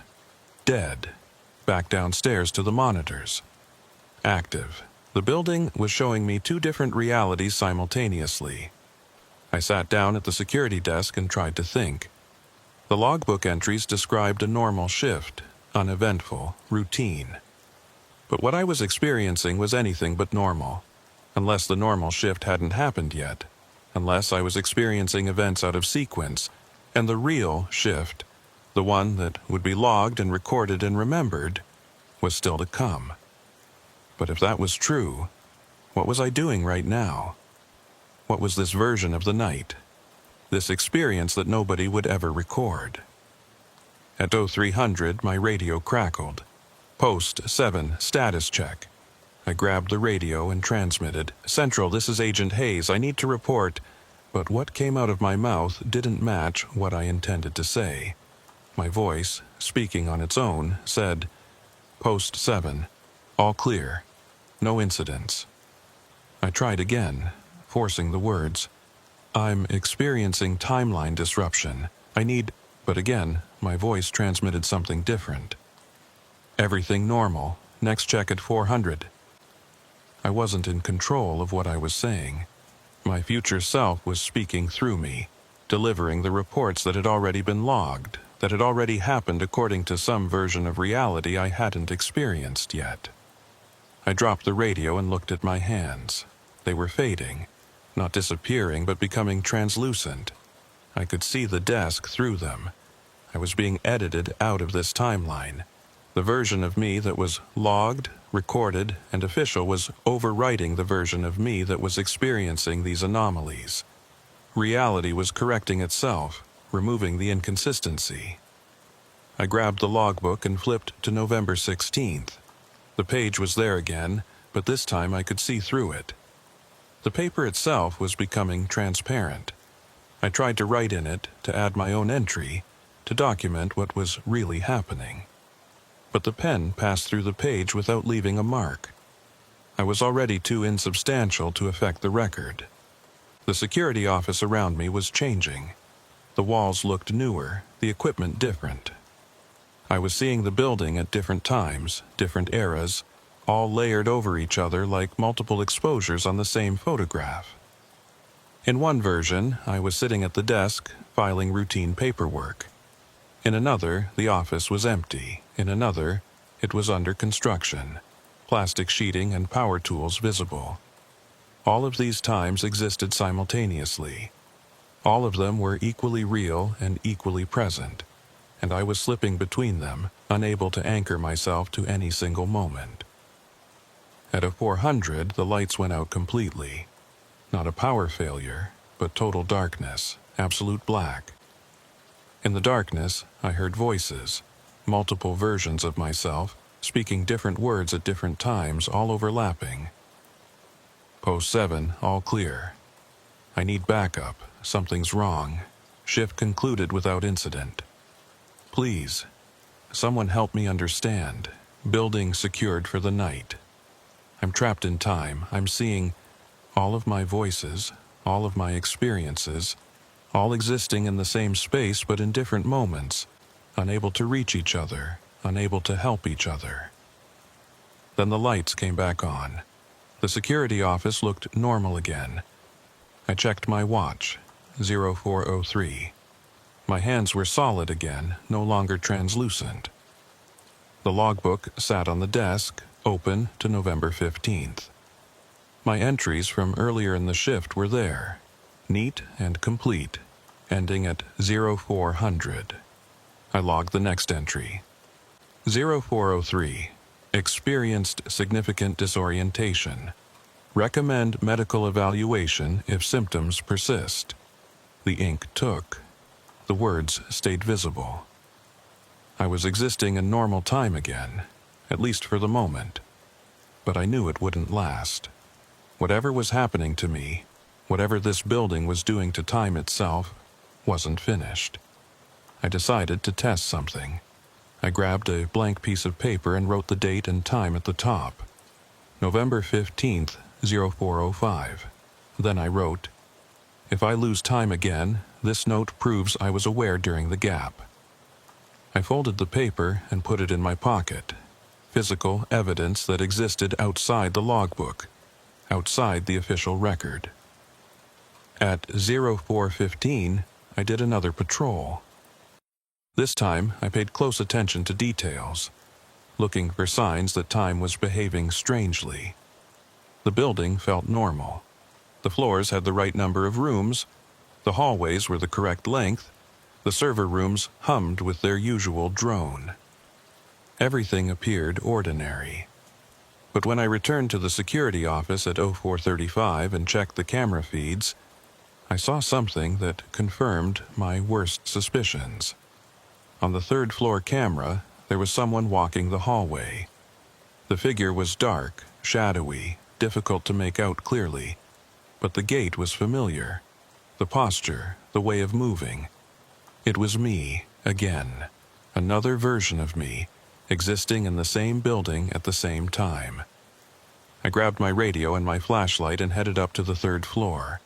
When I burst through the stairwell door, the hallway was empty, but I could hear footsteps, fading away, as if someone had just turned a corner. I followed the sound, moving quickly but quietly. The footsteps stayed just ahead of me, always just out of sight. I rounded corner after corner but never caught up. Finally, I stopped in the middle of a hallway and called out, "Hayes, I know you're there. I know you're me. We need to talk." The footsteps stopped. For a long moment, there was only silence. Then, from somewhere ahead of me, I heard my own voice. "You can't talk to yourself across timelines. It creates paradox." "I don't care about paradox," I shouted. "I need to know what's happening. Why is time breaking down?" "It's not breaking down." My voice, coming from empty air. "It's consolidating. All the versions of tonight are collapsing into the official record. The shift that gets logged is the only one that will exist when the process is complete." What about me? What about what I'm experiencing right now? You're a deviation, an anomaly. You weren't supposed to be aware of the process. Most agents aren't. They work their shift, log their activities, and never notice the editing. I felt cold understanding wash over me. This happens every shift? Every night in this building? Every night. The building exists in multiple timelines simultaneously. It's a side effect of the communications equipment, the encryption protocols. They fold space-time to ensure secure transmission, but the folding creates overlap. Multiple versions of the same shift happening in parallel. And the logbook? The logbook is the anchor. Whatever gets written there becomes the official timeline. Everything else gets edited out, smoothed over, made to have never happened. I leaned against the wall, my mind reeling. Why am I aware of it? Why can I see the other timelines? I don't know. My voice from the empty hallway sounded tired. Maybe you're sensitive to temporal distortion. Maybe it's random. But being aware makes it worse. The building will try harder to edit you out. I saw myself becoming transparent. That's the editing process. You're being removed from this version of reality. When it's complete, you'll only exist in the logged timeline. You won't remember any of this. You'll remember a normal, routine shift, nothing unusual. I don't want to forget. You don't have a choice. Sadness in my own voice, echoing back to me from someone who was me but wasn't. The building always wins. The record always takes precedence. Why are you telling me this? A long pause. Because I remember. Somehow, part of me remembers. And I think you need to know even if you won't remember later. You need to know that what you're experiencing is real. The hallway lights flickered. When they stabilized, I was alone. No footsteps, no voice, just empty corridor. I went back to the security office and sat at the desk, staring at the logbook. The November 16th entries were back, written in my handwriting, describing a shift I couldn't remember working. I pulled out the note from my pocket, the one I'd written at 0405. The paper was there, but when I unfolded it, the page was blank. The ink had vanished or had never existed. I grabbed a pen and tried to write on the blank paper. The ink flowed normally. I wrote, "The building at its time. The logged shift is all that will remain." I folded the paper and put it back in my pocket, knowing it would probably be blank again soon, but needing to try. At 0500, Reynolds called on the radio. "Post 7, this is Reynolds. Early check-in, how's the shift going?" I picked up the radio. "Reynolds, I need to ask you something. Did you ever experience temporal anomalies during your shifts here? Lost time, overlapping moments?" Static. Then, "Post 7, I'm not reading you clearly. Can you repeat?" I tried again, speaking slowly and clearly. "Have you ever noticed anything strange about time in this building?" More static. "Post 7, you're breaking up. Try again at the next scheduled check-in." She couldn't hear me. Or the building wouldn't let her hear me. Any attempt to communicate what was really happening got scrambled, translated into static, lost in transmission. I looked at the computer screen. The camera feeds were all showing normal operations. Nothing unusual. A quiet night at a secure facility, exactly as it should be. But I knew better now. I knew that beneath the surface, time was folding and unfolding. Multiple versions of reality playing out simultaneously, all but one destined to be edited into non-existence. At 0530, I started end-of-shift protocols. I checked all the systems one final time, secured the files, prepared the handover documentation. Everything by the book. Everything normal. Except I knew none of this was real. The shift I was completing wasn't the shift that would be logged. Tomorrow, when I tried to remember tonight, I would recall something different. Something official and recorded and devoid of anomalies. The version of me that experienced the truth would be edited out, replaced by a version that saw nothing unusual. At 0545, I made my final logbook entry. Shift concluded. Building secured. All systems normal. Haze. The moment I finished writing my signature, I felt something shift. The air pressure changed, like a great weight lifting. The lights seemed brighter, the shadows less deep. The quality of time itself felt different, more linear, more stable. I looked at the logbook. November 16th was gone again. The pages jumped directly from the 15th to the 17th. My watch showed 547, but I had a memory now, faint and dreamlike, of working a complete shift. Walking the corridors, checking the servers, logging routine activities. A normal night. Nothing unusual. Except that memory was false. I knew it was false because I could still remember the real events, the temporal overlaps, the conversations with myself across timelines. I was holding two conflicting sets of memories, and I could feel one set trying to overwrite the other. At 0600, Reynolds arrived to relieve me. She looked the same as always, professional and efficient. "How was the shift?" she asked. I opened my mouth to tell her everything. The timeline disruptions, the missing logbook pages, the multiple versions of myself. But what came out was, quiet night, no incidents. I tried again, forcing different words. "Reynolds, listen to me. The building does something to time. You need to..." But my voice betrayed me again. "All systems checked out. Building is secure for day shift." I couldn't tell her. The building wouldn't let me. Any attempt to communicate the truth got translated into routine pleasantries. Reynolds nodded, already focused on the computer screens. "Good. See you tomorrow night." I gathered my things and headed for the door. As I walked across the parking lot to my car, I pulled out my phone to check my photos, looking for the pictures I'd taken of the November 16th logbook page. The photos weren't there. My gallery showed no gaps, no missing files, just a continuous record of normal images with nothing out of place. I got in my car and sat behind the wheel, gripping it hard enough to make my knuckles white. I could still remember the overlapping timelines, the conversations with myself, the gradual editing of reality, but already the memories were fading, taking on that dreamlike quality that suggested unreality.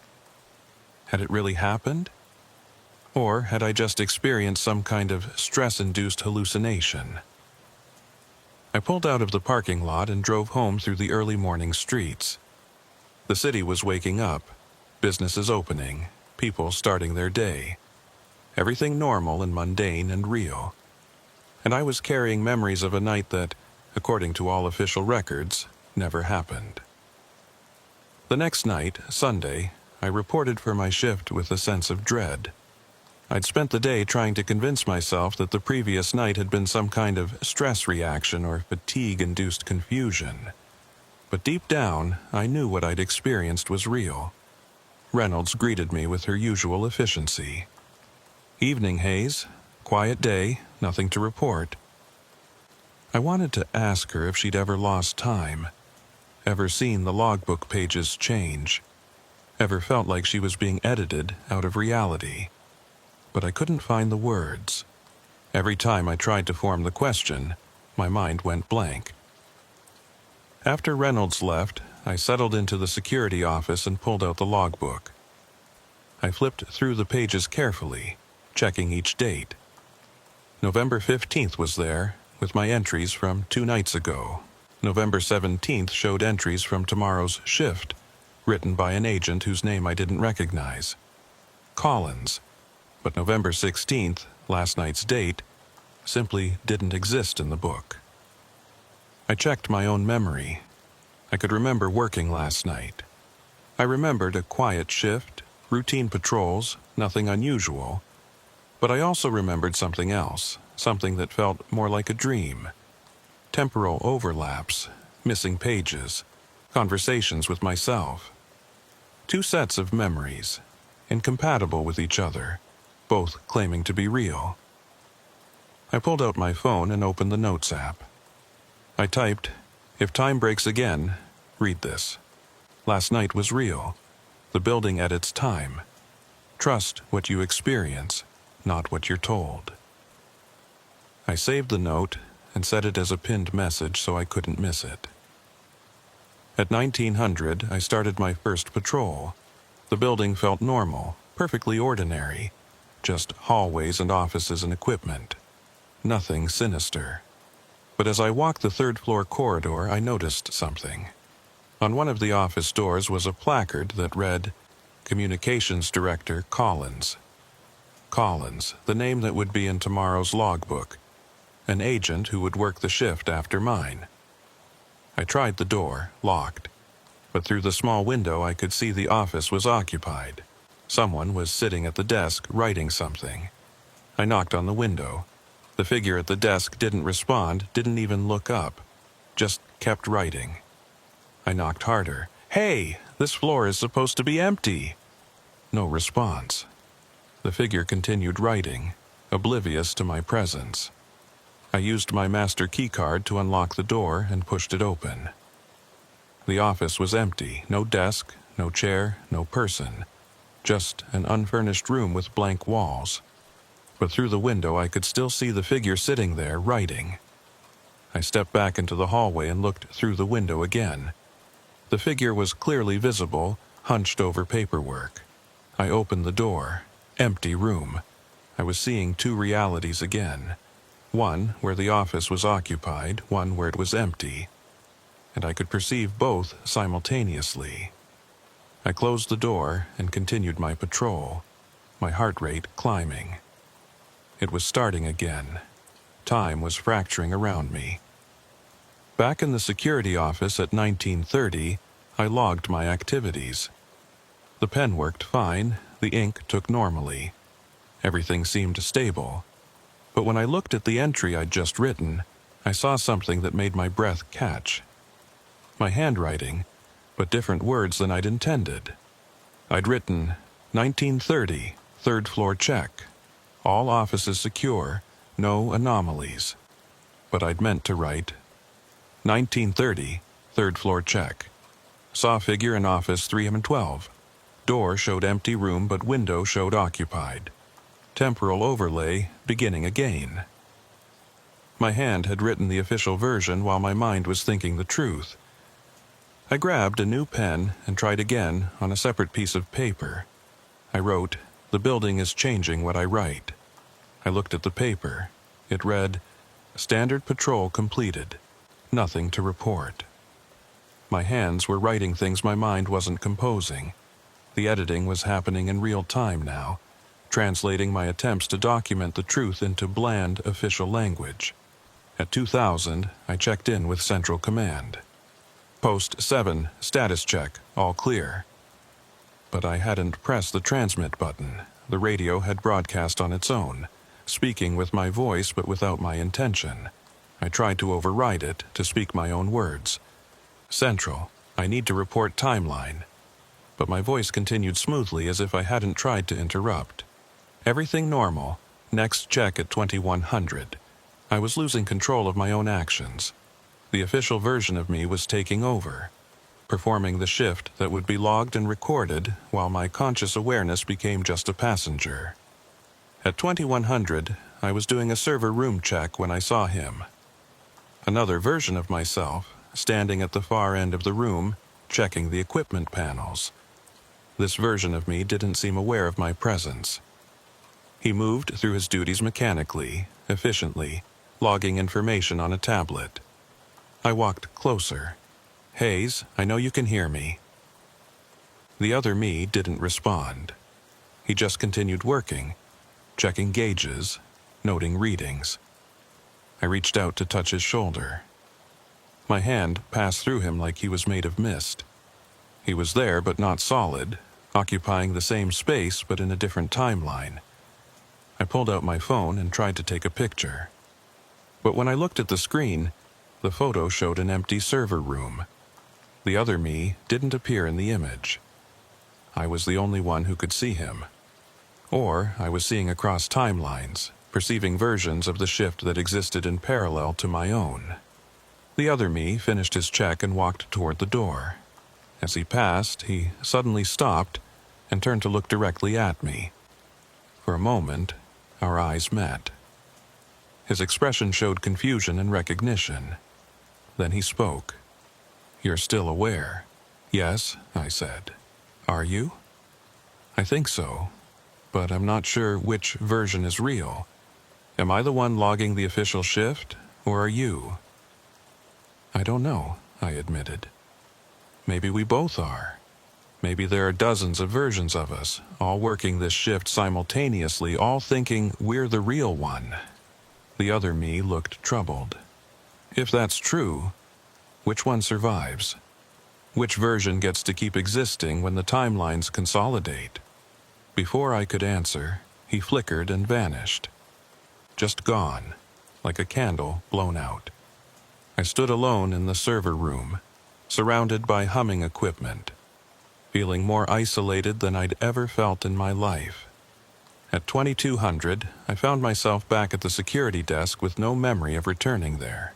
I'd lost 10 or 15 minutes, a gap in my awareness where my body had apparently continued working while my consciousness was absent. I checked the logbook. New entries had appeared, written in my hand documenting activities I didn't remember doing. 21:30. Checked external perimeter. All access points secure. 21:45. Responded to motion sensor alert on second floor. False alarm, equipment adjustment. I had no recollection of any of this. But the logged version of me had apparently experienced these events and recorded them faithfully. I was splitting. My awareness and my physical actions were diverging, becoming separate entities. The official me was performing the shift while the conscious me was trapped in a state of disconnected observation. At 2300, I decided to try an experiment. I went to the third floor and positioned myself in the middle of the long corridor. Then I waited. According to the pattern I'd observed, I should see myself patrolling this hallway at some point. Another version, in another timeline, performing the same duties. I waited. 5 minutes, 10, 15, then I heard it. Footsteps on the stairs. The door at the far end opened and I saw myself walk through. This version of me moved purposefully down the corridor, checking doors. When he reached the middle, where I was standing, he walked right through me. No collision, no acknowledgement. He occupied the same space I did, but in a different slice of time. I turned and followed him, watching myself work. He was thorough, professional, exactly as I would be, but his movements had an automated quality, like he was following programming rather than making conscious decisions.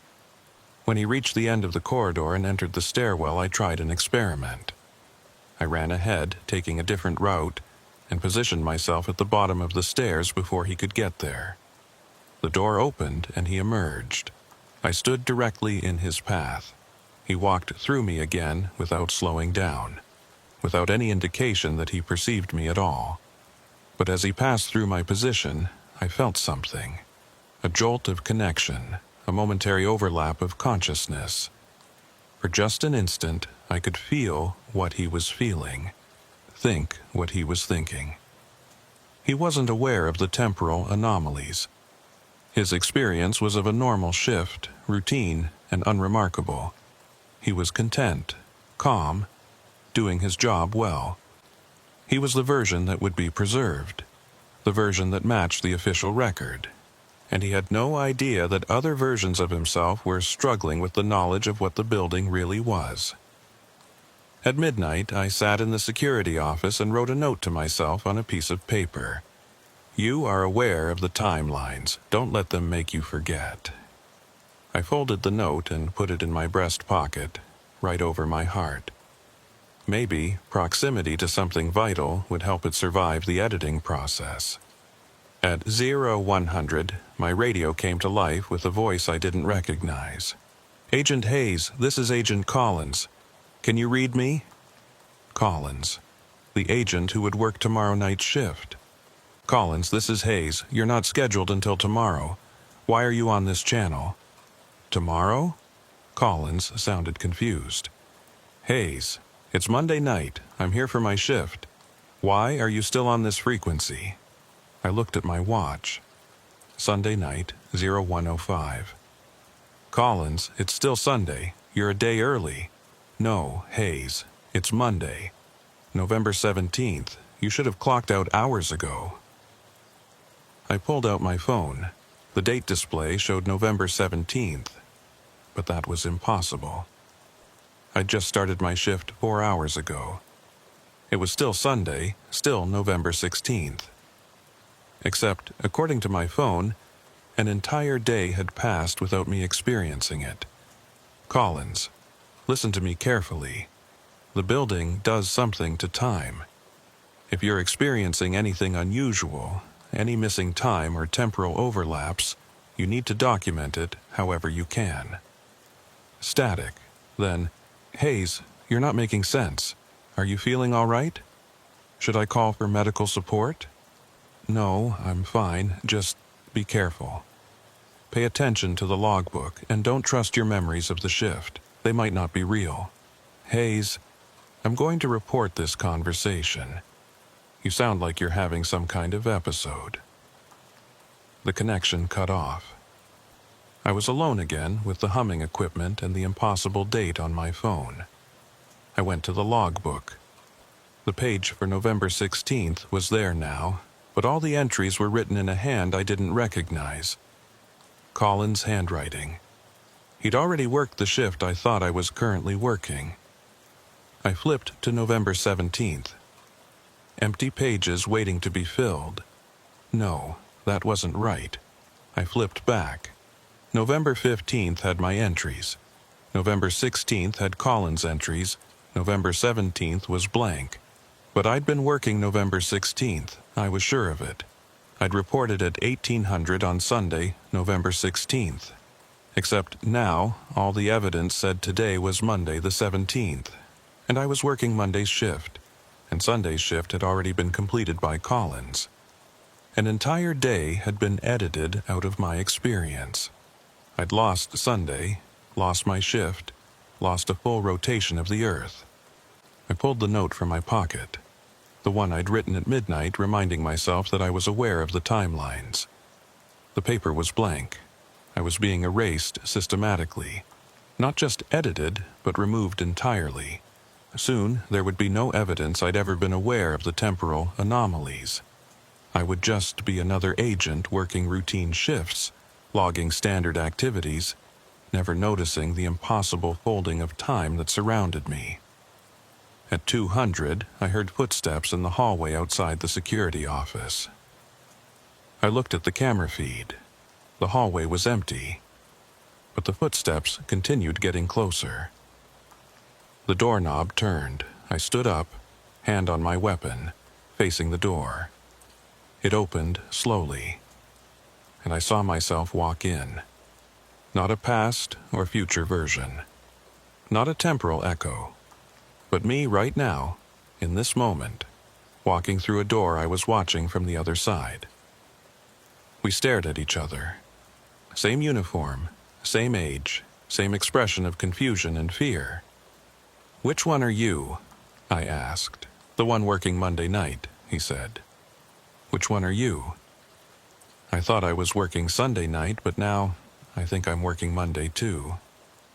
We both looked at the logbook. It showed Monday's date, November 17th, with no entries yet. A blank shift waiting to be logged. "We're the same shift," the other me said. "We've been split into separate awareness, but we're both living the same hours. When time consolidates, only one of us will remain. How do we know which one?" He shook his head. "We don't. Maybe neither of us. Maybe a third version we can't see, the one that's logging everything normally without noticing any of this." He walked closer, and I noticed he wasn't casting a shadow. The overhead lights passed through him like he wasn't fully solid. "You're fading," I said. "So are you," he replied, pointing at me. I looked down at my hands. He was right. I could see the desk through them, faint but definite. I was becoming translucent. "The timeline is choosing," I said. "It's deciding which version to keep. Or it's discarding both of us." He sat down in the chair, or tried to. He passed partially through it before finding solidity. "Maybe we're both the anomalies. Maybe there's an official version of this shift happening right now that we can't see, and we're just glitches being edited out." The lights flickered. When they stabilized, the other me was gone. I was alone in the security office, becoming more transparent with each passing second. I grabbed the logbook and tried to write something, anything, to anchor myself to this reality. But the pen passed through the page without leaving a mark. I was too insubstantial now to affect physical objects. I was becoming a ghost in my own shift. At 0300, I couldn't feel the floor anymore. I was standing on it, or I thought I was, but there was no sensation of contact. I was present, but not participating. Observing, but not affecting. I walked through the building, passing through walls and doors like they were made of mist. I could see everything, but interact with nothing. On the second floor, I saw another version of myself doing a server room check. He was solid, corporeal, real. He logged his activities on a tablet, then left the room through the door like a normal person. That was the version that would survive.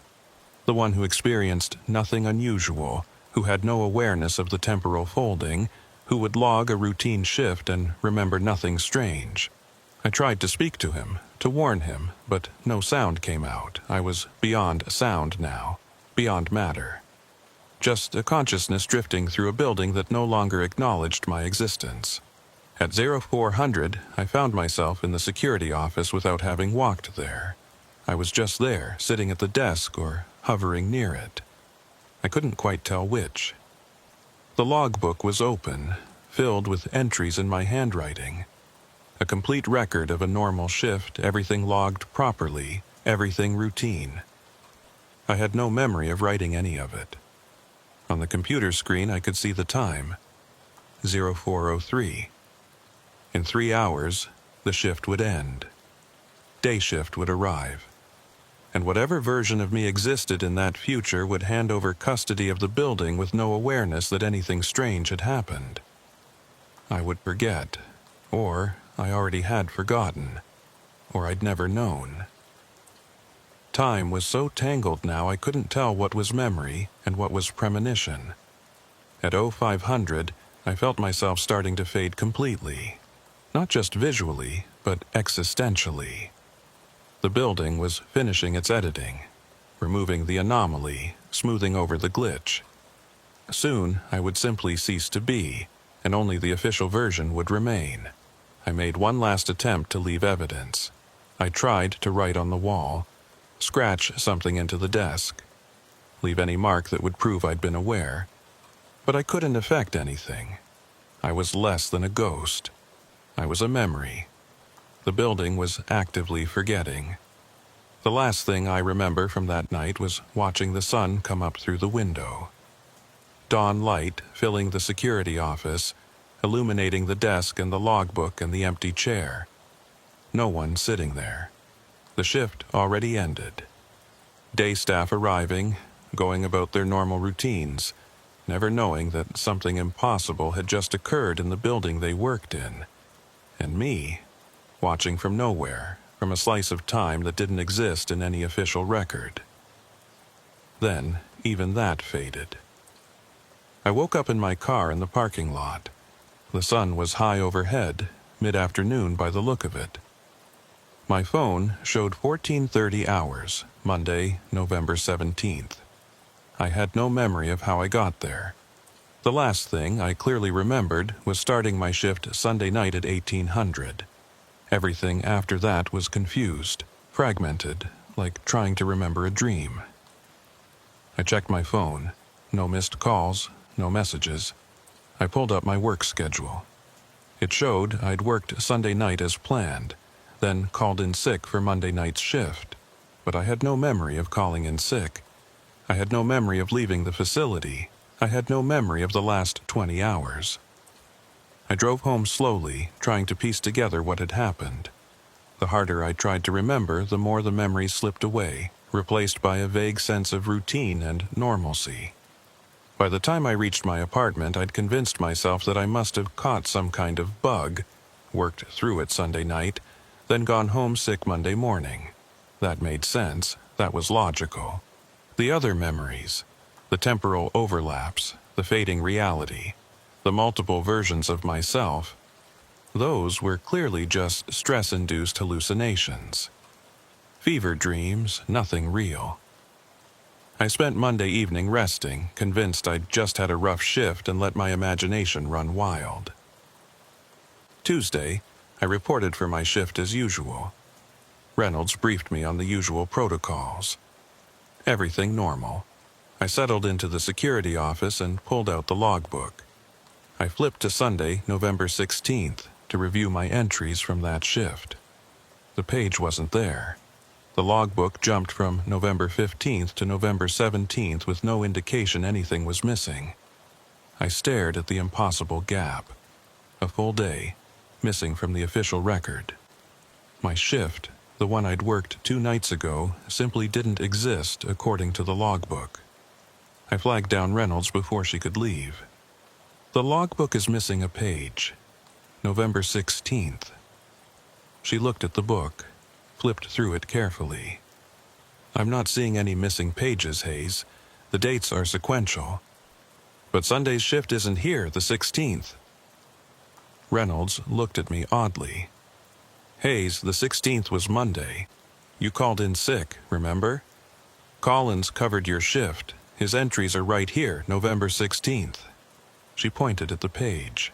It clearly showed November 16th, with entries in handwriting I didn't recognize. Collins's shift. That's not right, I said. I worked Sunday the 16th. I remember starting my shift. Hayes, Sunday was the 15th. You worked that shift. Here are your entries. Then you called in sick Monday the 16th. Collins covered for you.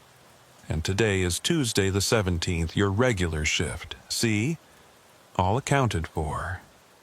She showed me the calendar. She was right. November 16th had been a Monday. Sunday was the 15th. But I had crystal clear memories of reporting for work on Sunday the 16th. I remembered Reynolds briefing me. I remembered the date on the logbook. Except now, all evidence showed I was wrong. The calendar, the logbook, Reynolds' account, everything contradicted my memory. Are you feeling all right? Reynolds asked, concerned now. Maybe you should take another night. You might still be sick. No, I'm fine, I said quickly. Just confused about dates. I'll be fine. After she left, I sat in the security office and pulled out my phone. I checked my work logs, my personal calendar, everything I could think of. They all showed the same thing. I'd worked Friday the 14th, Sunday the 15th, and was now working Tuesday the 17th. The 16th had been my scheduled night off. I'd called in sick, and Collins had covered. But I didn't remember calling in sick. I didn't remember being sick on Monday. I remembered working Sunday night, the 16th. I remembered temporal anomalies, overlapping timelines, multiple versions of myself. 2 conflicting sets of memories, both claiming to be real, but only one supported by evidence. I tried to call Collins to ask him about his shift on the 16th, but there was no Collins in the facility directory. I checked the logbook again. The entries for the 16th were clearly there, but I couldn't read them. Every time I tried to focus on the words, they seemed to blur and shift. At 2100, I did my first patrol. The building felt normal. I checked the 3rd floor, walked past Office 312. The placard on the door read Storage Room 312. No mention of any Collins. I opened the door. Empty storage space exactly as it should be. I walked the entire floor, checking every office. None of them showed any signs of recent occupancy. They all had that abandoned quality of spaces that hadn't been used in years. Yet someone named Collins had supposedly worked a shift here Monday night and logged the activities in the official book. Back in the security office, I tried an experiment. I grabbed a pen and wrote in the logbook, 2115, 3rd floor check. Investigated discrepancy regarding missing shift log. I watched the words as I wrote them. They looked normal, permanent ink on official paper. I looked away for a moment, then looked back. The entry had changed. It now read, 2115, 3rd floor check. All offices secure. No anomalies. I grabbed the pen and immediately wrote below it. Previous entry altered. Building is editing the logbook in real time. I kept my eyes fixed on the words, refusing to look away. But even as I watched, the letters began to shift and rearrange. Within seconds, the entry read, 2120, continued patrol. Everything normal. The building was actively rewriting the record while I watched, not even trying to hide it anymore. I pulled out my phone and took a picture of the page before it could change again. The photo showed normal entries. Nothing about alterations or editing. The building was changing reality itself. Not just records, but perception, memory, everything. At 2200, I heard footsteps in the hallway. I grabbed my flashlight and weapon and went to investigate. The 3rd floor corridor was empty, but the footsteps continued. They seemed to come from everywhere and nowhere, echoing in impossible ways. I followed the sound to Office 312. The door was closed, but I could hear someone moving inside. I used my keycard to open it. The room was empty.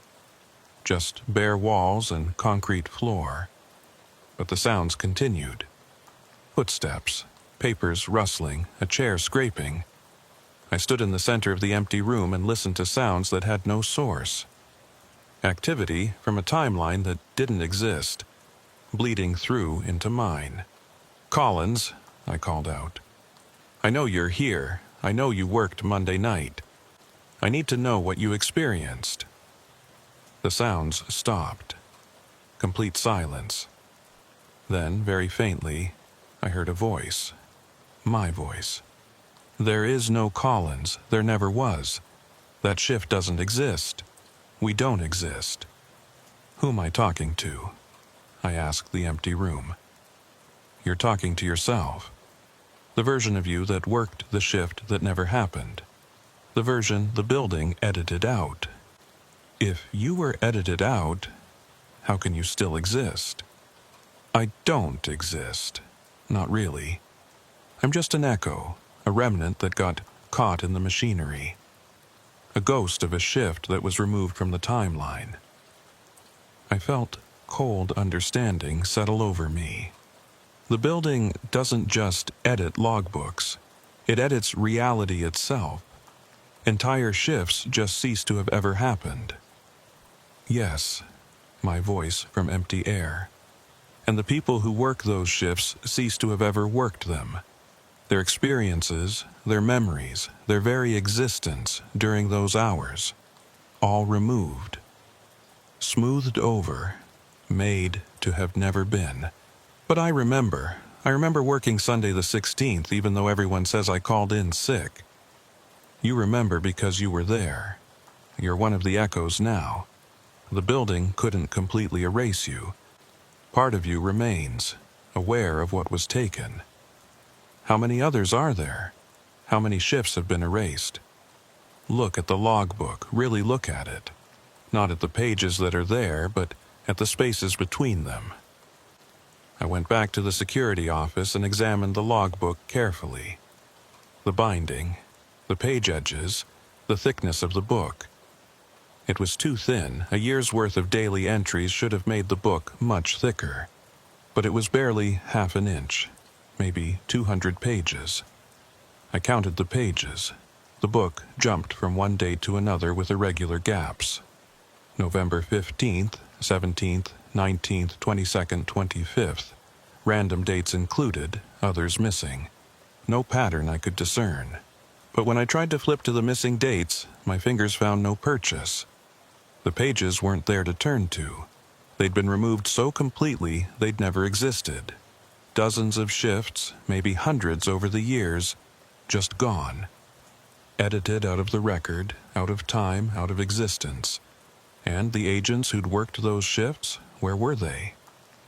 "We're here," my voice said from the empty security office, though I was the only one visible in the room. All of us, the ghosts of shifts that never happened.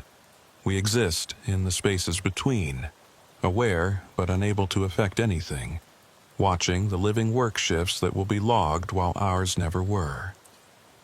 How do I avoid ending up like you? You can't. It's already happened. Part of you is already here with us. The part that experienced Sunday the 16th. You just haven't fully realized it yet. I looked down at my hands. They were solid, corporeal. I could feel the desk, the chair, the logbook. I was real. But for how long? How much of me was already fading, already edited out, already becoming another echo in a building that consumed shifts and turned them into non-existence? At 0100, I started noticing more of them. The ghosts of shifts that never were. They appeared in the camera feeds, faint and translucent, moving through their routines. Agents I didn't recognize, some in current uniforms, some in styles from decades past. All of them working shifts that had been removed from the official record. All of them trapped in a state of partial existence, aware enough to know what had happened, but powerless to change it. I could see them everywhere now. In the hallways, the server rooms, the offices. Dozens of figures moving through the building. Each one experiencing their own erased shift. Each one invisible to the others. We were all there, all occupying the same space, all existing in parallel timelines that had been severed from the main flow of reality.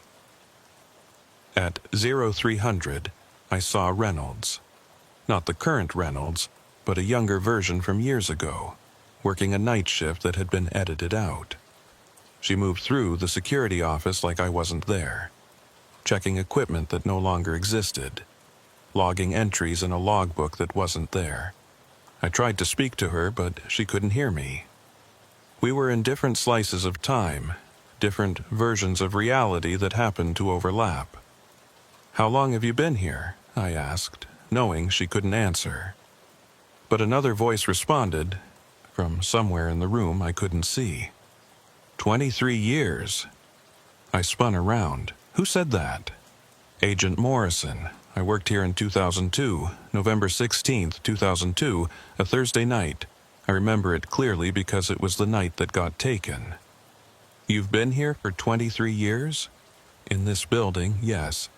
In this state of partial existence, I can't leave. I'm bound to the shift that never happened, trapped in hours that were removed from the timeline. Is there any way out? Silence. Then, I don't know. None of us have found one. We just exist here, watching shift after shift, some logged and remembered, others erased and forgotten. We're the forgotten ones, Hayes. The ones the building decided shouldn't exist.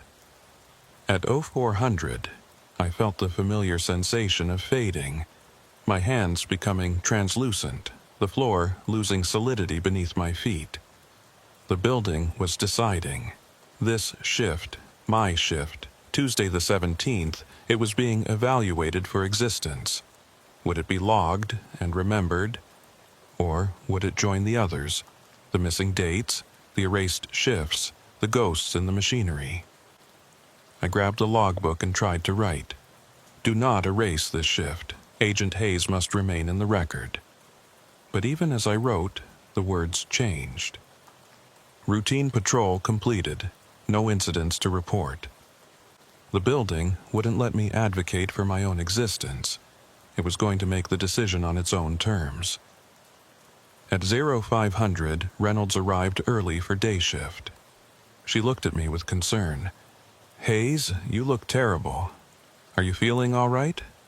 I'm fine, I said, though I could barely feel my own mouth forming the words. Just a long night. Well, get some rest. I'll take over from here. I gathered my things and headed for the door. With each step, I felt more substantial, more solid. Maybe the building had decided to let this shift remain. Maybe I'd survived the editing process. I got to my car and sat behind the wheel. Everything felt real. The steering wheel under my hands, the seat beneath me, the key in the ignition. I started the engine and drove home through the early morning light. The city was waking up around me, everything normal, everything mundane. But I couldn't shake the feeling that I was forgetting something. Something important. Something about my shift that I needed to remember. By the time I reached my apartment, the feeling had faded. Just residual anxiety from a long night. Nothing more. I fell into bed and slept dreamlessly. When I woke up that evening, I checked my work schedule. It showed I was off tonight, Wednesday the 15th. My next shift was Friday the 20th. Wait, that wasn't right. I'd worked Tuesday night. My next shift should be Wednesday, not Friday. I checked my phone calendar. It showed I'd requested Wednesday off weeks ago for a dental appointment. But I didn't remember making that request. I didn't have any dental appointments scheduled. I called the facility. Reynolds answered. Hey Hayes, what's up? I'm just checking my schedule. I'm off tonight, right? That's right. You requested Wednesday off last month. Agent Grant is covering for you.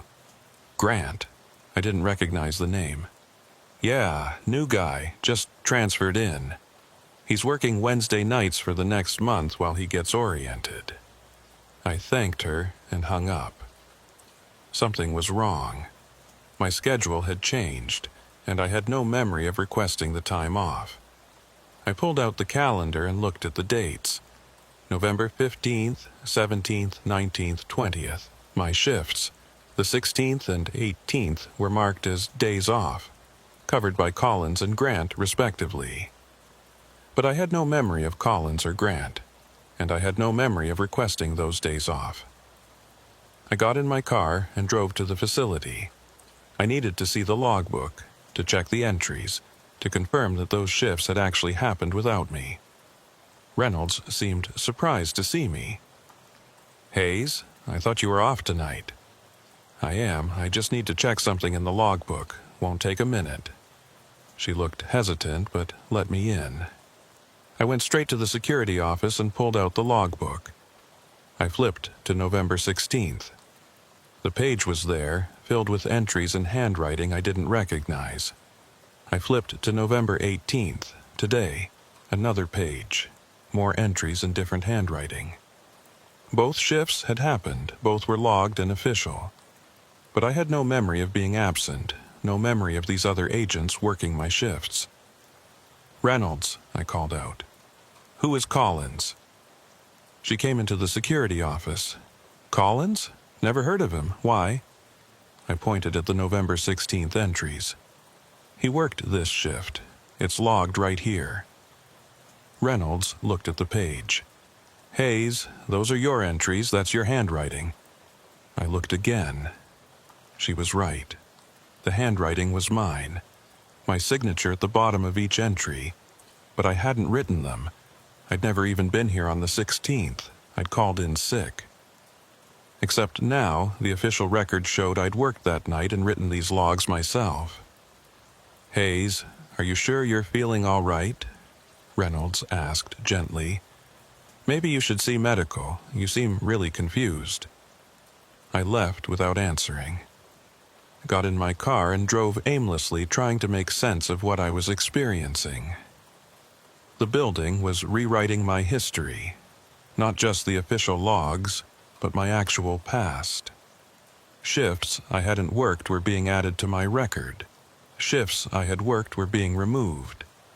My personal timeline was being edited and reorganized according to rules I didn't understand. By the time I got home, I'd convinced myself that I was just tired, stressed, maybe coming down with something. The confusion would pass. But deep down, in a place I couldn't quite access consciously, I knew the truth. I was being edited, systematically. Shifts were being added and removed, memories were being altered, my very existence was being reorganized. And soon, I would forget that anything unusual had ever happened. I would remember only what the building wanted me to remember. I would be just another agent working routine shifts, logging standard activities, never noticing the impossible machinery that surrounded me, never knowing that parts of me had been removed, edited out, made to have never existed. The building always wins. The record always takes precedence. And the agents who realize what's happening, we become echoes, ghosts, fragments of shifts that never were, aware enough to know we've been erased but powerless to prove it. I'm writing this now while I still can, while I still remember. But I know that soon these words will change. They'll become something ordinary, something bland and official. And I'll forget I ever wrote them, just like I'm forgetting everything else. The building is patient. It's been here longer than any of us. It will be here long after we're gone, and it will keep editing, keep removing, keep rewriting. Until only the shifts it approves remain, until only the agents it wants survive. The rest of us will be here, in the spaces between, in the hours that never happened, in the timeline that was erased. We'll be the ghosts in the machinery. The shifts that were never logged.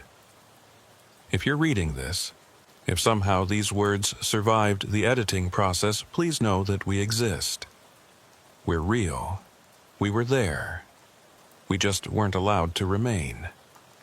And if you work nights in a building that seems to play with time, pay attention to the logbook. Look for the missing dates. Notice the gaps. Because every gap is a shift that was erased. And every erased shift is an agent who became an echo. We're still here. We're still working our shifts. We just don't exist anymore. Not officially. Not in any way that matters. But we remember, and we're trying to warn you.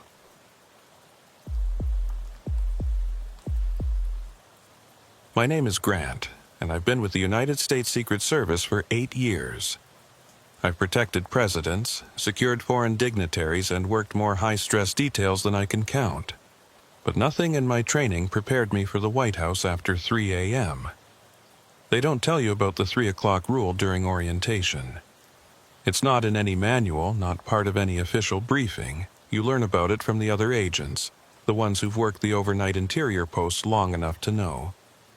They tell you in quiet voices during shift changes when no supervisors are listening.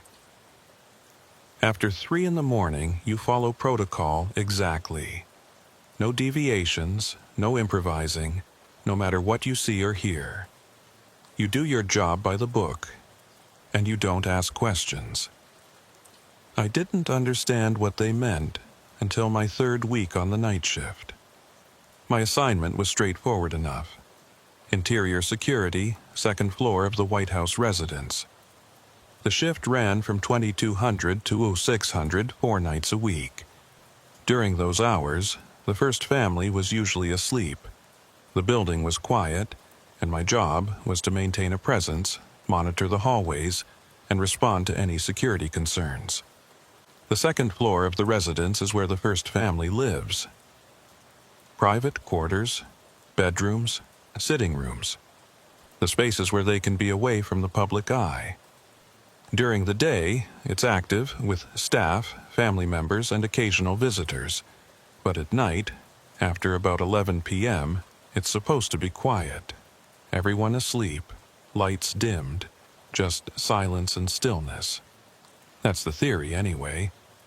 My supervisor was Agent Walker, a 15-year veteran who'd worked more night shifts than anyone else in the detail. He was in his mid-40s, with gray creeping into his hair and the kind of calm demeanor that came from seeing everything twice. On my first night, Walker walked me through the protocols. "Your post is here," he said, indicating a position near the center hall. "You maintain visibility of the main corridor. You check in every 30 minutes on the radio, and you respond to any unusual activity." "Define unusual," I said. Walker paused, choosing his words carefully. "Anything that deviates from normal residential patterns. Unexpected movement, unauthorized persons, security system alerts. Use your judgment." "What about the first family? If they can't sleep and decide to walk around?"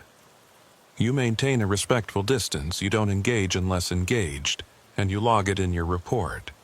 But honestly, that almost never happens. Most nights, once everyone's asleep by 11 or so, they stay asleep until morning."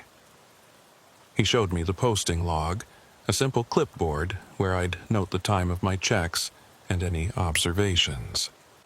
The previous week's entries were mind-numbingly boring. 23:30, corridor check, all quiet. 00:00, hourly check, no activity. 0:30, routine patrol, building secure. Walker looked at me seriously.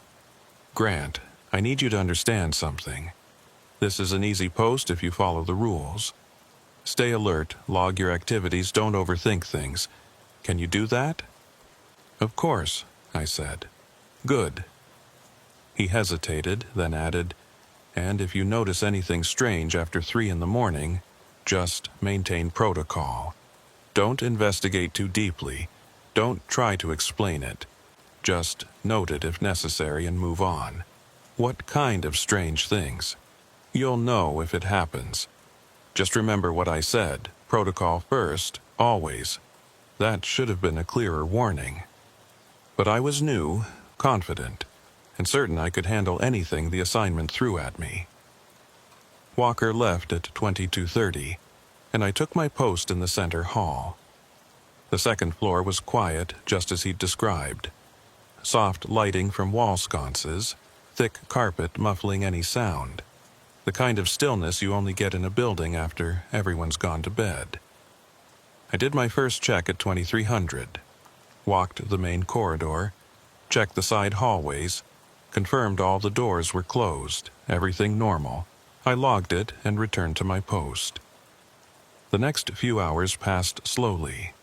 I did checks every 30 minutes, radioed in my status, maintained my position. Around midnight, I heard some movement from one of the bedrooms. Footsteps, the sound of a bathroom door closing. Normal nighttime activity. I noted it in the log and continued my watch. At 0100, I did another patrol. The building felt different at this hour, more isolated. During earlier checks, I could still sense the residual energy of the day, like the building was still settling. But after 1 in the morning, that faded completely. It felt like I was the only person awake in the entire structure. I checked the treaty room, the center hall, the west sitting hall, all secure. started to head back to my post. That's when I noticed the temperature had dropped. Not dramatically, but enough to notice. I could see my breath fogging slightly in the air. I made a note to mention it to maintenance in the morning. Old buildings had climate control issues. At 200, I radioed in my status. Second floor post, hourly check, all clear. The response came back. Copy that. Weather's changing outside, might affect building temperature. Let us know if it becomes an issue. So they'd noticed it too. That was reassuring. Just a normal fluctuation. At 0:30, I was standing at my post when I heard something that made me pause. Music. Very faint, barely audible, coming from somewhere down the hallway. I listened carefully. It sounded like a piano, playing a melody I didn't recognize. Soft, melancholic, the kind of thing you might hear in an old movie. I checked my watch. 0237. Still within normal hours. Maybe someone couldn't sleep and was playing music quietly. It wasn't unheard of. I walked toward the sound, moving quietly down the hallway. The music seemed to be coming from the direction of the yellow oval room. As I got closer, the melody became clearer. Definitely a piano, playing with skill, someone who knew what they were doing. I reached the door to the yellow oval room. It was closed, but I could hear the music clearly now, coming from inside. I knocked softly. "Excuse me, this is Agent Grant. Is everything all right?" The music stopped immediately. Complete silence. I waited for a response. None came. I knocked again. "Sir, ma'am, I'm going to need verbal confirmation that everything is okay." Still nothing. I tried the door handle. Locked. I pulled out my master key and unlocked it, pushing the door open slowly. The room was empty. No piano, no person, no music. Just furniture and shadows. I stepped inside and looked around carefully. The yellow oval room didn't have a piano. Never had, as far as I knew. It was furnished with couches and chairs, antique pieces that had been there for years. I checked the room thoroughly. Nothing out of place, no sign of any disturbance.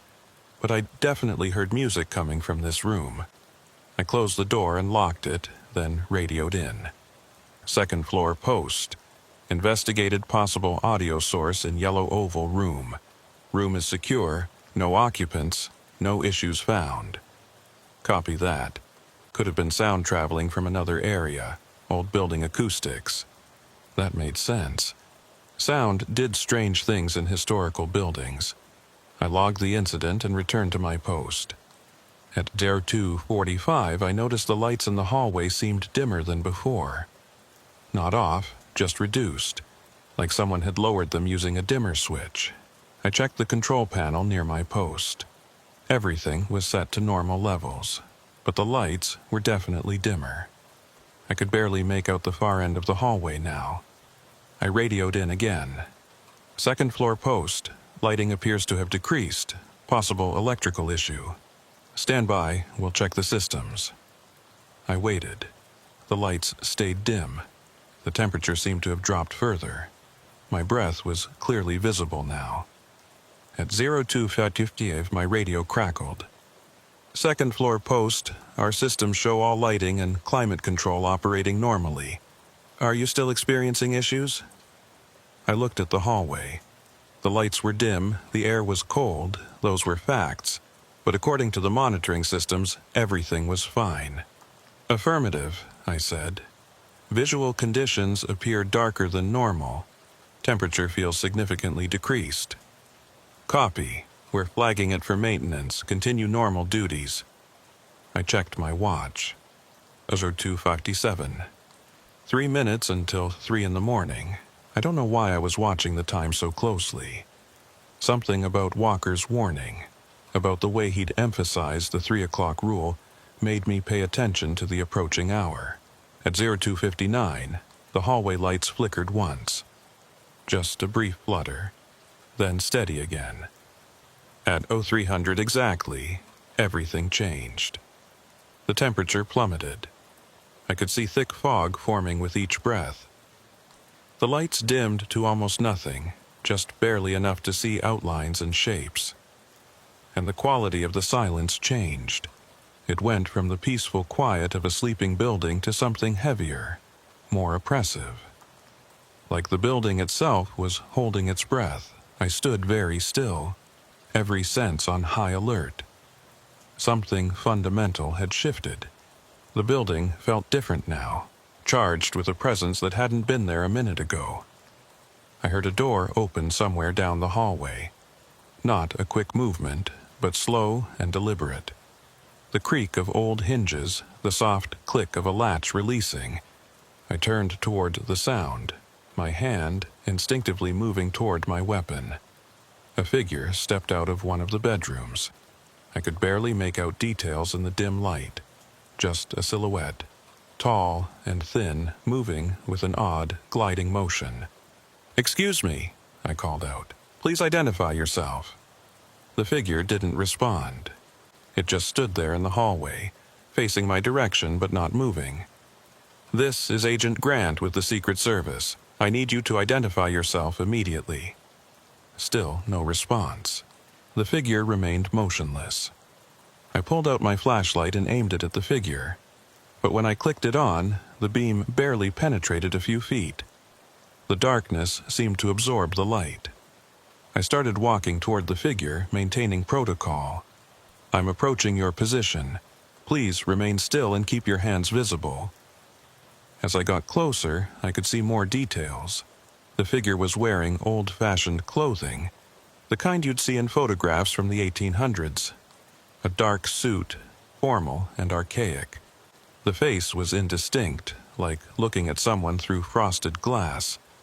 I was about 10 feet away when the figure turned and walked through a closed door. Not opened it, not pushed it aside, but walked directly through it like the door wasn't there. I stopped in my tracks, my mind trying to process what I'd just seen. That wasn't possible. People didn't walk through solid objects. I reached the door the figure had disappeared through. The Lincoln bedroom. I tried the handle. Locked. I used my key and opened it. The room was empty. No figure, no person, no sign anyone had been there. I checked the entire room thoroughly. Under the bed, in the closets, behind furniture.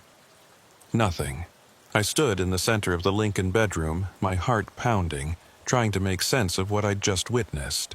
There had to be a rational explanation. Trick of the light, fatigue-induced hallucination, something. But I knew what I'd seen. A figure in old-fashioned clothing, walking through a closed door. I radioed in. "Second floor post.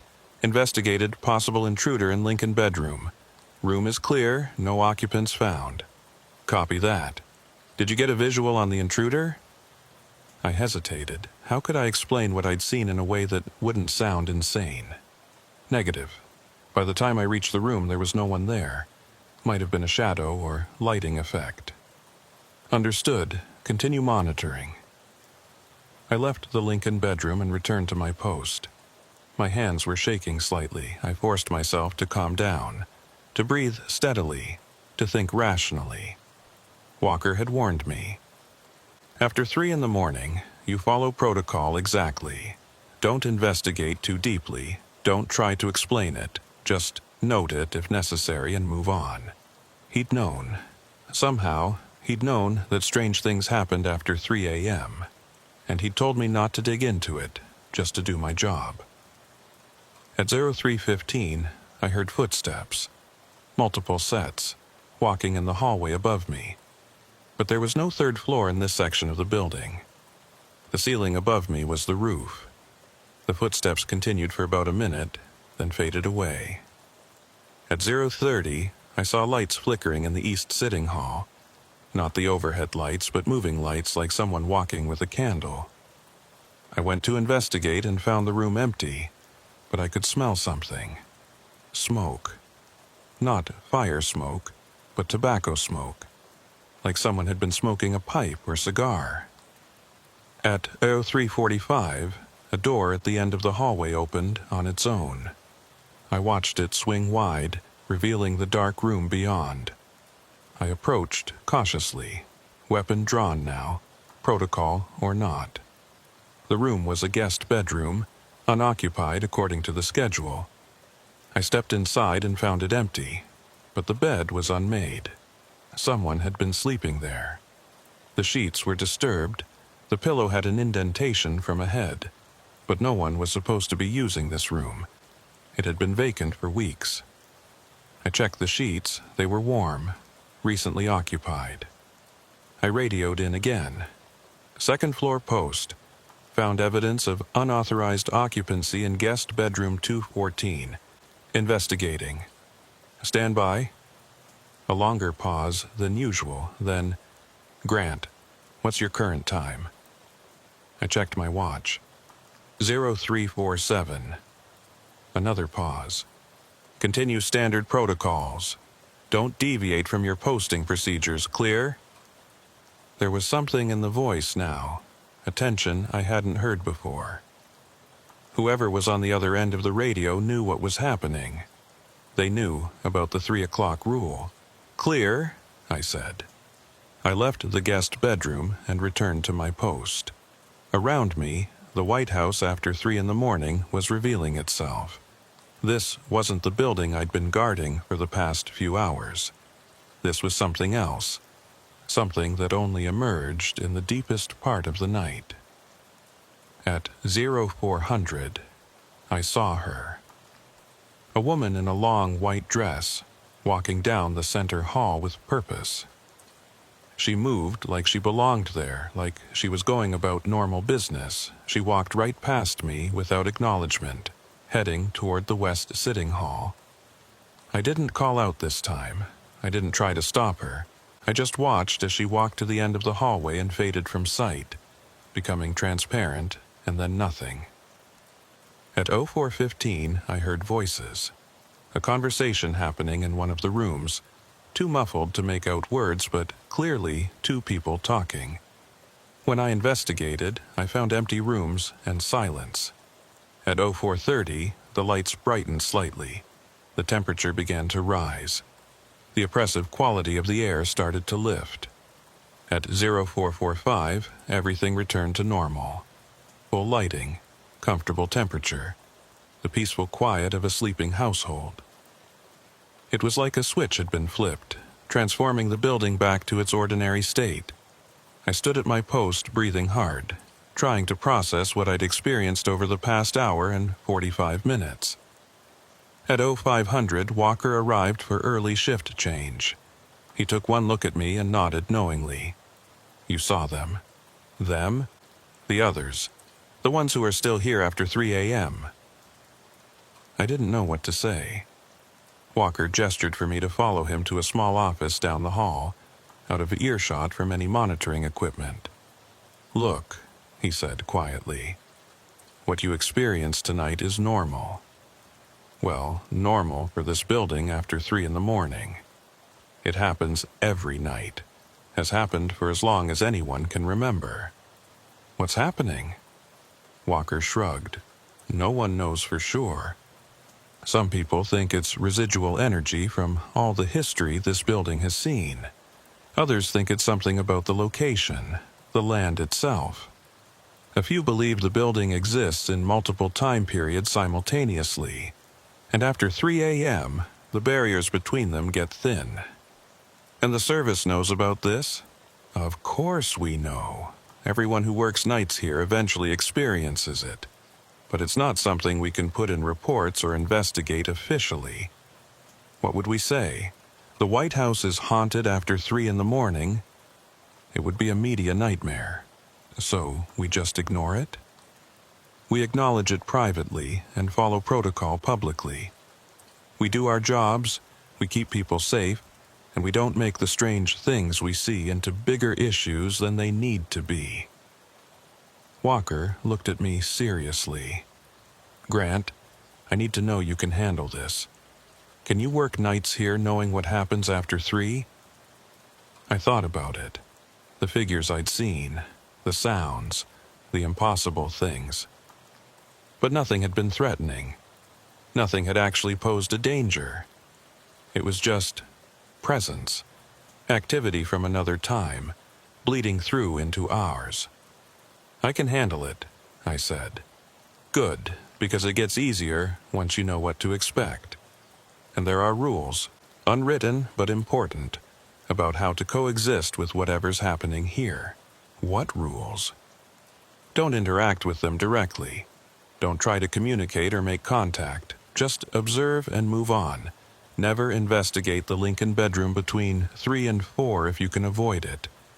And most importantly, never, ever deviate from standard security protocols, no matter what you see. The protocols keep you grounded in this time, this reality." I nodded, filing away each instruction. Walker clapped me on the shoulder. "You did fine tonight. Get some rest. It'll make more sense after you've processed it." But as I drove home in the early morning light, watching the city wake up around me, I knew some things would never make complete sense. I'd just spent an hour and 45 minutes in a building that existed in multiple time periods at once, and tomorrow night, I'd do it again.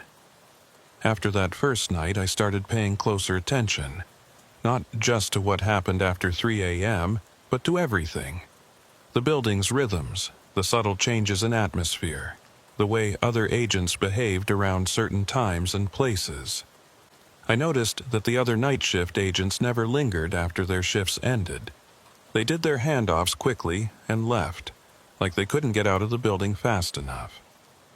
And no one ever talked about what they saw during those post-3 a.m. hours. It was an unspoken agreement. We all experienced it, we all knew it was real, but we never discussed the details. My 4th night on the post, I started documenting patterns. Not officially, just in a private notebook I kept. I wanted to understand what I was dealing with, even if I couldn't explain it. The activity always began at exactly 3 o'clock a.m., not 2:59, not 3:01, but precisely at the top of the hour. Like a switch being flipped, the temperature always dropped first. Then the lights dimmed, then the sounds started, footsteps, voices, doors opening and closing. The figures appeared to follow specific routes. The woman in white always walked from the center hall to the west sitting hall. The man in the old-fashioned suit always emerged from the same bedroom and entered the Lincoln bedroom. There were others too, each with their own pattern, their own routine. They never acknowledged my presence. They moved through their activities as if I wasn't there, as if they were replaying scenes from another time. But sometimes, just sometimes, one of them would pause and look directly at me. Those moments were the most unnerving. The sense of being seen by something that shouldn't be able to see you, being noticed by the past. 2 weeks into the assignment, I experienced my first deviation from the pattern. It was a Tuesday night, quiet evening. Nothing unusual during the pre-3 a.m. hours. I'd done my checks, maintained my post, everything by the book. At 3 o'clock a.m., the familiar changes began. Temperature drop, lights dimming, the quality of silence shifting. At 3:15, I saw the woman in white making her usual walk down the center hall, but this time she stopped halfway down the corridor. She turned to face me directly, and she spoke. "He's coming." Her voice was distant, like hearing someone speak from underwater, but the words were clear enough. "Who's coming?" I asked, forgetting Walker's warning about not interacting. She didn't answer. She just turned and continued her walk, fading from sight at the end of the hallway. I stood frozen, processing what had just happened. In 2 weeks of observations, none of the figures had ever spoken. They just moved through their routines silently, unaware of the present. But she'd spoken to me, warned me about something. At 3:30, I found out what. I was doing a routine check of the treaty room when I heard a sound I hadn't heard before. Heavy footsteps, purposeful and steady, coming from the main staircase. These weren't the soft, gliding movements of the usual figures. These were solid, real, like someone actually walking up the stairs. I moved to investigate, hand on my weapon. The footsteps reached the second-floor landing and stopped. I could see a figure standing there. Unlike the others, this one was clear and solid, not translucent or indistinct. A man, tall and broad-shouldered, wearing what looked like a military uniform from the Civil War era. He stood at the top of the stairs, scanning the hallway like he was searching for something. Then his eyes locked on mine. For a long moment we stared at each other. This wasn't like the brief glances I'd gotten from other figures. This was direct, sustained eye contact. He saw me. Really saw me. He started walking toward me. I backed up instinctively. "Sir, this is a restricted area. I need you to stop and identify yourself." He kept walking, his boots heavy on the carpet. As he got closer, I could see more details. The uniform was Union Army, an officer's coat with brass buttons. His face was weathered, hard, the face of someone who'd seen combat. "Sir, I'm ordering you to stop." He didn't stop. He was 10 feet away now, 5 feet. Close enough that I could have reached out and touched him. I drew my weapon. "Stop immediately, or I will—" He walked through me. Not past me, through me. I felt a wave of intense cold as he passed, like being dunked in ice water. For a moment, I could see through his eyes, feel what he was feeling. Urgency, purpose. He was looking for someone, searching the building for a specific person. Then he was past me, continuing down the hallway. I turned and watched him check doors, moving with military efficiency. He reached the Lincoln bedroom and went inside. I stood there shaking, my weapon still drawn, trying to process what had just happened. That hadn't been like the other encounters.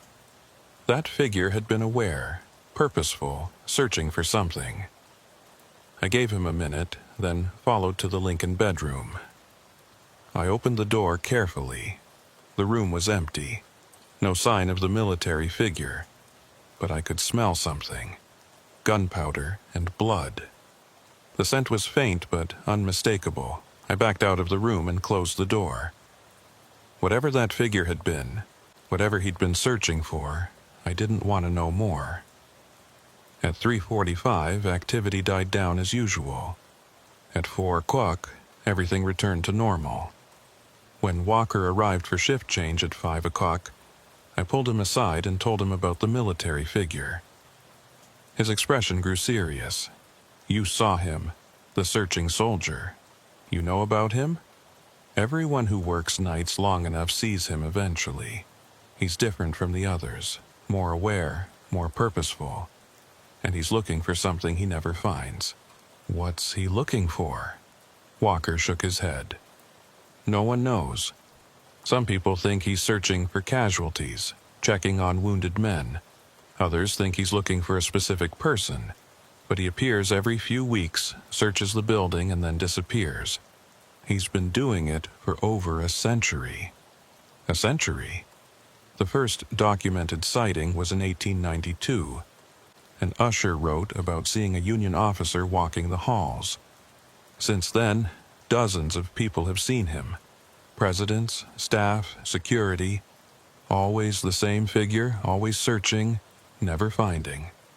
I felt a chill that had nothing to do with temperature. What happens if he finds what he's looking for? Walker looked at me strangely. "I don't know. No one does. He never has." Over the next few weeks, I cataloged more patterns and variations. Some nights were more active than others. Certain dates seemed to trigger increased activity, anniversaries of historical events, dates when significant things had happened in the building. The most active night was always the anniversary of Abraham Lincoln's death, April 14th.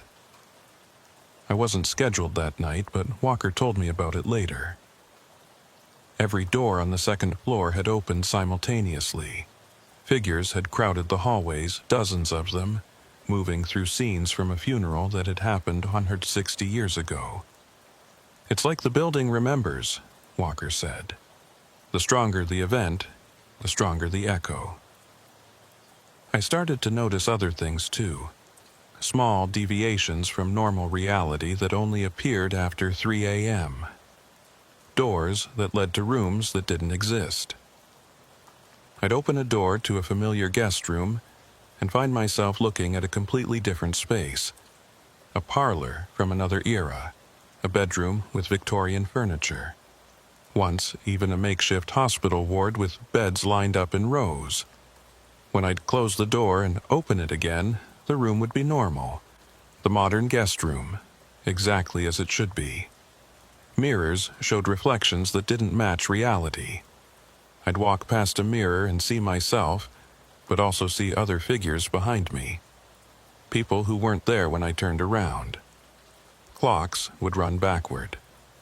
I'd watch a wall clock and see the hands moving counterclockwise, time reversing itself. But my watch would show normal progression. The building, after 3 a.m., wasn't just haunted. It was unstable, existing in multiple time periods simultaneously, unable to decide which version of itself was real. One night, about a month into my assignment, I experienced something that made me question whether I was still in my own timeline at all. It started normally enough. The 3 a.m. changes, the temperature drop, the dimming lights. I took my post and prepared for the usual activity. At 3:15, I saw a figure I recognized. Agent Walker. But not the current Walker, a younger version, maybe 10 years younger, wearing the uniform style from a decade ago. He was doing a patrol check, moving down the hallway exactly as I would. When he reached my position, he didn't see me. He looked right through me, the same way the historical figures did. I watched him complete his patrol and return to the posting position. He stood there, alert and professional, doing the job I was currently doing. I was watching a past version of Walker, working a night shift from years ago. The building was showing me its own history, replaying events from its recent past. But then, something stranger happened. I saw myself, another version of me walking down the hallway, doing a patrol check. This version of me was older, maybe 5 years older, moving with the confidence of someone who'd been doing this job for a long time. He walked right past where I was standing. I could have reached out and touched him, but I knew my hand would pass through. He was from the future, working a shift that hadn't happened yet. I was seeing multiple time periods simultaneously, past, present, and future, all occupying the same space, all equally real. The future version of me completed his patrol and returned to his posting position. For a moment, there were 3 of us in the hallway, past Walker, present me, and future me. 3 different times, 3 different shifts, all happening at once. Then, the future me turned and looked directly at where I was standing. Our eyes met. He could see me the same way I could see him. He mouthed something. I couldn't hear the words, but I could read his lips. "Don't trust the protocols." Then he faded, and I was alone in the hallway again, shaking with the implications of what I'd just witnessed. Don't trust the protocols. The rules Walker had given me, the standard procedures that were supposed to keep me grounded in this timeline. My future self was warning me not to rely on them. But why? What did he know that I didn't? At 3:45, I radioed in my hourly check. The response came back normal. Everything seemed fine, but I couldn't shake the warning from my future self. Don't trust the protocols. At 4 o'clock, when things returned to normal, I went to the small office and pulled up the duty logs on the computer. I wanted to see the historical records, check if what I'd been experiencing matched what others had documented. The logs went back decades. I scrolled through them, reading entries from agents long retired or dead. Most were routine. Building secure, no incidents. Completed rounds, all quiet. But occasionally there were other entries, carefully worded, vague, but hinting at something unusual. Investigated unexplained sounds, unable to determine source. Observed anomalous lighting conditions, reported to maintenance. Responded to movement in unoccupied areas, no intruders found. The agents who'd worked here before me had all experienced the same things, and they'd all used the same careful language, documenting just enough to cover themselves, but not enough to raise alarms. Then I found something that made my blood run cold. An entry from 15 years ago, written by an agent whose name had been redacted. After-hours activity has become increasingly intrusive. Figures are no longer passive observers. They are attempting interaction, and in some cases demonstrating awareness of current timeline. Recommend immediate investigation and potential protocol revision. The entry was dated April 14th, the anniversary of Lincoln's death, and beneath it, in different handwriting, was a supervisor's note. Agent removed from posting. Psychiatric evaluation ordered. No protocol revision necessary. The agent who tried to report what was really happening had been labeled mentally unstable and removed. That's what happened when you tried to make the truth official. I closed the log and sat back, thinking. The service knew what was happening here. They'd known for decades, maybe longer, but they couldn't acknowledge it officially, so they had this unspoken system. Work the shift, observe the anomalies, log it in vague terms, and never push for real answers. And anyone who tried to break that pattern got removed. Don't trust the protocols. My future self had tried to warn me. The protocols weren't designed to keep me safe from the phenomena. They were designed to keep me compliant, to make sure I didn't ask too many questions or demand real explanations. I was being managed, contained, kept in a state of controlled ignorance. At 5 o'clock, when Walker arrived, I almost confronted him about it. But something stopped me. I looked at his tired face, the resignation in his eyes, and I realized he was just as trapped as I was. He knew the truth. He'd probably tried to push for answers early in his career. And he'd learned the same lesson everyone learned. You could either accept the situation and keep your job, or you could fight it and get labeled unstable. Walker had chosen acceptance, and he was trying to guide me toward the same choice. But I wasn't sure I could do that. Not after seeing my future self. Not after reading that redacted entry. Something was escalating. The phenomena weren't just passive historical echoes anymore. They were becoming more aware, more interactive, more present. And the protocols that were supposed to protect us were really just keeping us blind to what was actually happening. 3 months into the assignment, I started noticing changes in the patterns. The phenomena were evolving, becoming more responsive to my presence. The figures that had once moved through their routines without acknowledgement now paused when I walked past. They didn't speak, but they watched, following me with their eyes, tracking my movements. Doors that I'd left closed would be standing open when I returned. Not every door, just specific ones. The Lincoln bedroom, the Queen's bedroom, the treaty room. Always the same rooms, always after I'd just passed them. Objects moved, small things at first. A chair shifted slightly from where it had been. A book on a side table opening to a different page. A picture frame turned to face the wall. Then, larger movements. One night, I found all the furniture in the yellow oval room rearranged in a completely different configuration. Couches against different walls, tables moved, lamps in new positions. It would have taken hours for a person to do it, but it had happened in the 15 minutes I'd been checking another area. The building was interacting with me now. Not threatening, but definitely aware of my presence and responding to it. Walker noticed the change too. You've been here long enough that you're part of the pattern now, he explained. The building recognizes you, accepts you as part of its environment. Is that good or bad? He shrugged. Depends on how you handle it. Some agents found it comforting, like the building was acknowledging them. Others found it deeply unsettling. Just remember the rules. Observe, document if necessary, but don't engage directly. But it was becoming harder to avoid engagement. One night in early February, I was doing my 3:30 patrol when I heard a voice call my name. Not my last name, my first name. James.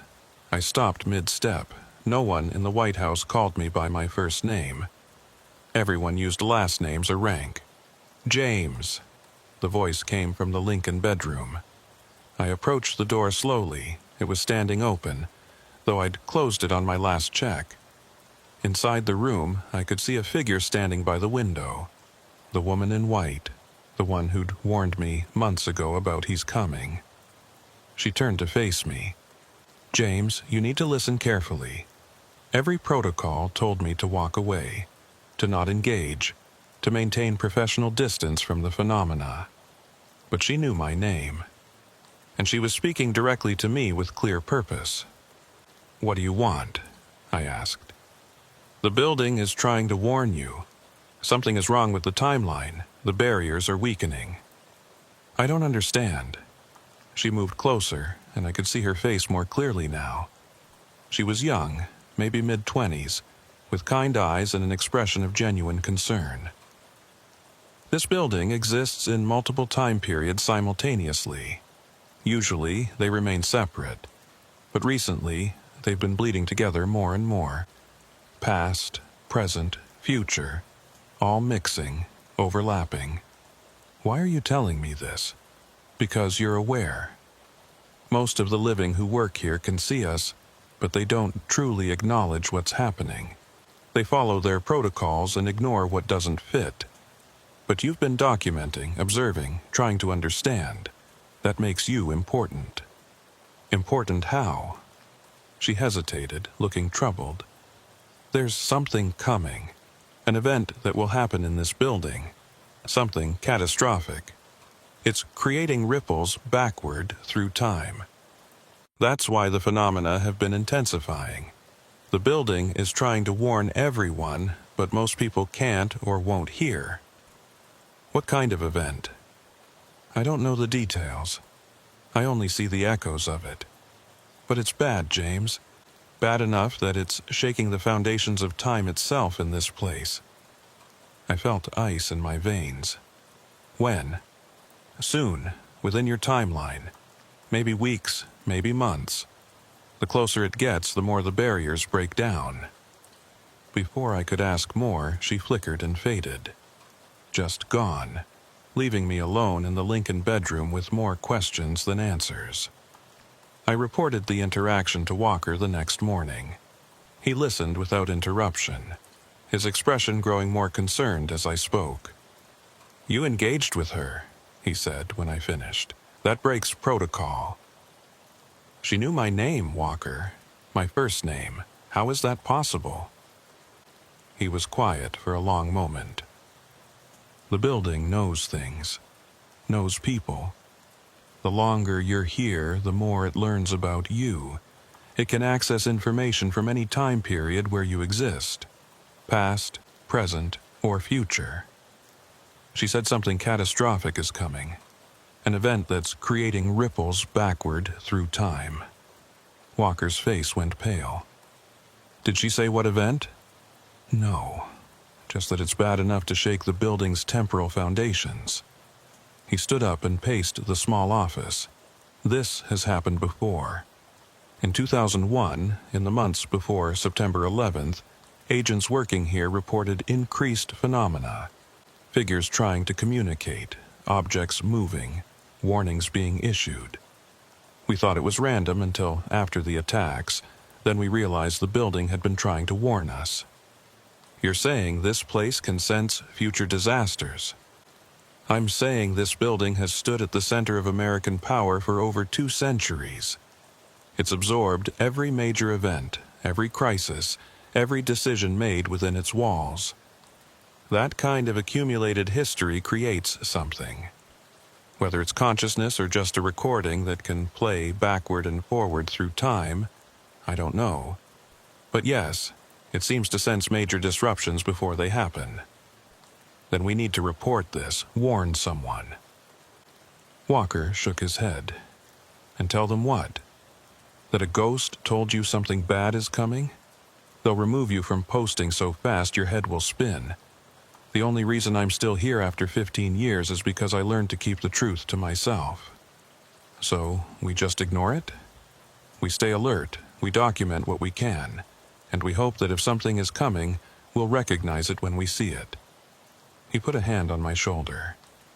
James, I know this is frustrating, but the system isn't built to handle this kind of information. All we can do is our jobs. But I couldn't accept that. Not after hearing the warning, not after seeing the fear in that woman's eyes. I started paying closer attention to everything. Not just the phenomena after 3 a.m., but everything during my shifts. Security briefings, threat assessments, any unusual activity in or around the White House. Nothing seemed out of the ordinary.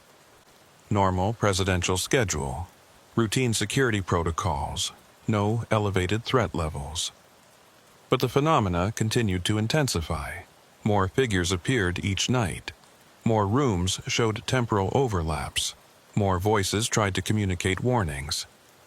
One night, I counted 17 separate figures in the center hall, all from different time periods, all trying to exist in the same space. They flickered in and out, appearing and disappearing, creating a strobe effect of different eras. The searching soldier appeared more frequently, sometimes multiple times a night. He checked the same rooms over and over, growing more agitated each time he failed to find what he was looking for. And then there was the new figure. A man in a modern suit, contemporary clothing, someone who could have been walking the halls last week. But he appeared after 3 a.m., which meant he was part of the phenomena. I saw him for the first time on a Thursday night in late February. He was standing in the center hall, looking confused and disoriented. When he saw me, his face showed relief. "Agent Grant, thank God. I need you to listen to me very carefully." His voice was clear, solid, not distant like the others. He sounded completely real. "Who are you?" I asked. "I'm Agent Miller. I work day shift security. Or I will work it. Or I did work it. Temporal grammar gets confusing." He looked around, agitated. "I don't have much time. The building pulled me back here to warn you." "Warn me about what?" "March 15th, the Ides of March. Something happens on that date. I can't see exactly what, but it's bad. Evacuation level bad. You need to make sure everyone gets out." March 15th is 3 weeks away. If there's a threat, why aren't current intelligence reports showing it? Because it's not external, it's internal, something that happens inside the building itself. The ripple effect is so strong, it's pulling people like me backward through time to try to warn you. He started to flicker, becoming less solid. "I'm losing coherence. Listen, on March 15th at 3 a.m., you need to..." He vanished mid-sentence, leaving me standing alone in the hallway. March 15th. 2 weeks and 6 days away. Whatever was coming, I now had a specific date. I went to Walker immediately with this information. He listened, his face grave. "Agent Miller doesn't exist," he said when I finished. "There's no one by that name on the day shift roster. I've worked here 15 years, I know everyone. He said he will work here. Future tense. Maybe he hasn't been hired yet. Or maybe what you saw was a future version of someone else, appearing with a false identity because the building can't perfectly translate across timelines." Walker rubbed his face. "James, do you understand what you're suggesting?" If something happens on March 15th at 3 o'clock a.m., and you're working that night, you'll be right in the middle of it. Then maybe I shouldn't work that night. You think changing your schedule will help? If the building wants you here for that shift, you'll be here. That's how this works. It's not random coincidence that you're the one receiving these warnings. Why me? Why not you? Or someone with more experience? Walker was quiet for a long moment. Because I stopped listening years ago. I follow protocols. I do my job. But I don't engage with the phenomena anymore. I can't afford to. It's too draining, too dangerous for your mental health. You still have the openness, the willingness to believe. That's why they're reaching out to you. I need to report this, file it officially. And I can't stop you, but understand what you're risking. Your career, your reputation, possibly your freedom if they decide you're unstable. I thought about it for the rest of the shift. By the time I went home that morning, I'd made my decision. I wouldn't file an official report, but I would be ready on March 15th. Whatever was coming, I'd face it with my eyes open. The 2 weeks leading up to March 15th were the most intense I'd experienced. Every night, the phenomena escalated. Figures appeared in broad daylight now, visible to other agents, too. The temporal barriers were breaking down completely. Other night shift agents started reporting similar experiences. They'd see figures, hear voices, witness impossible things. The phenomena could no longer be contained to the post-3 a.m. hours. Walker looked more exhausted each day. It's happening faster than before, he told me. Whatever's coming on the 15th, it's creating stronger ripples than we've seen. On March 14th, my last shift before the target date, Walker pulled me aside for a private conversation. I'm reassigning you, he said. You're off tomorrow night. Agent Reynolds will cover your post. No, I said immediately. I need to be here. James, I'm trying to protect you. If something happens, then I should be here for it. All those warnings, all those figures trying to communicate. They were reaching out to me specifically. I'm supposed to be here. Walker studied my face. You really believe that? Yes, he sighed. Then at least know what you're walking into. I've been researching the date. March 15th has significance in this building's history. 3 major events happened on that date across different years. A failed assassination attempt in 1933, a significant policy decision in 1968, and a structural crisis in 1989. What kind of structural crisis? Part of the building's foundation shifted. They evacuated everyone for 36 hours while engineers assessed the damage. It was kept out of the press, but it came very close to catastrophic failure. And all 3 happened on March 15th. At different times, yes. Maybe that's what creates the vulnerability. Multiple significant events on the same date across different timelines, all converging. March 15th arrived. I reported for duty at 2200 hours, trying to act normal despite my racing heart. The building felt different immediately.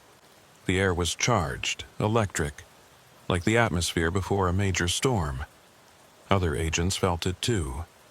I could see the tension in their faces, the way they moved more carefully, more alertly. Reynolds briefed me quickly.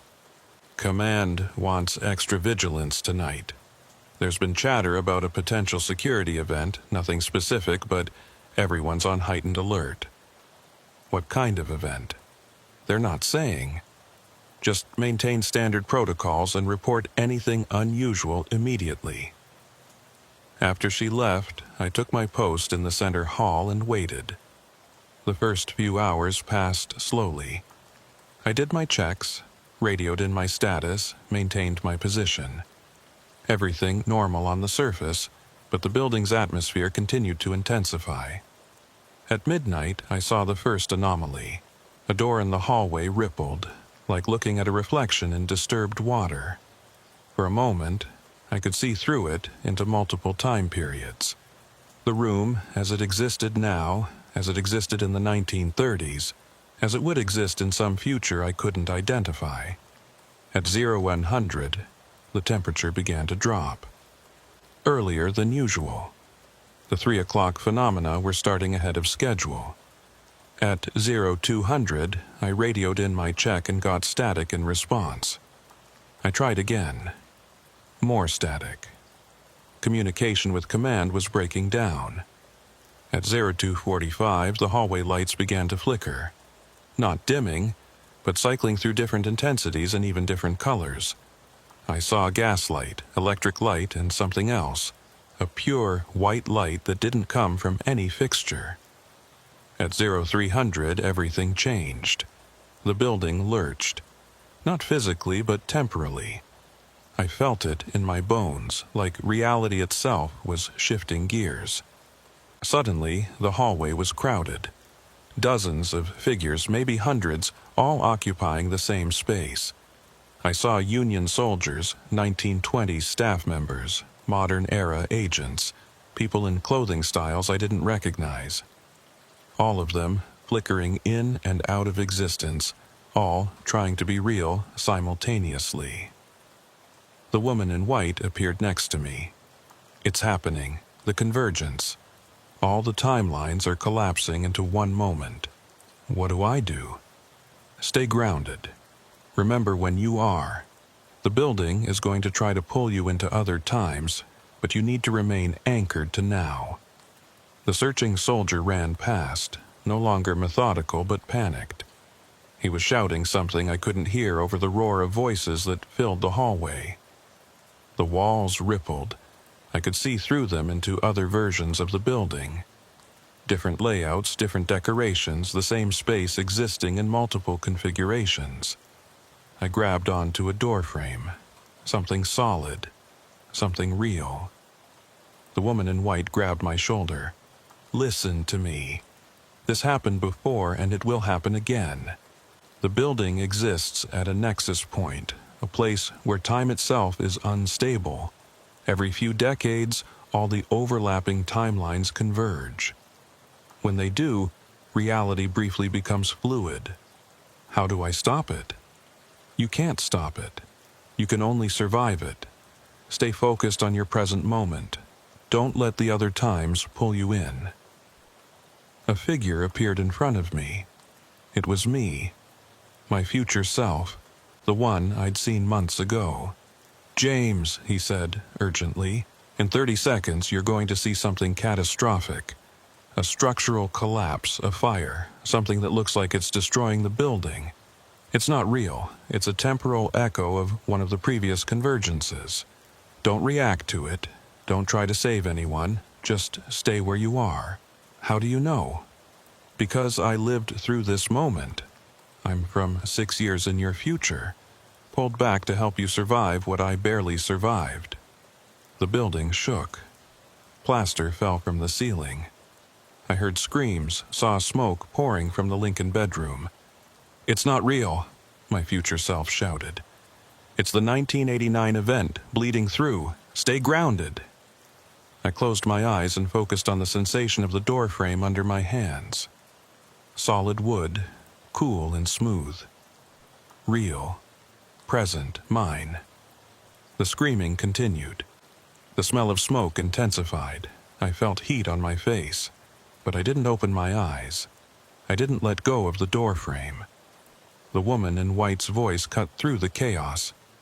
You're doing well. Just a little longer. The convergence is peaking. Time lost meaning. I might have stood there for minutes or hours. Past, present, and future crashed together like waves, each one trying to pull me into its current. I saw myself at different ages. A younger me on my first day at the Secret Service Academy. An older me, retiring after decades of service.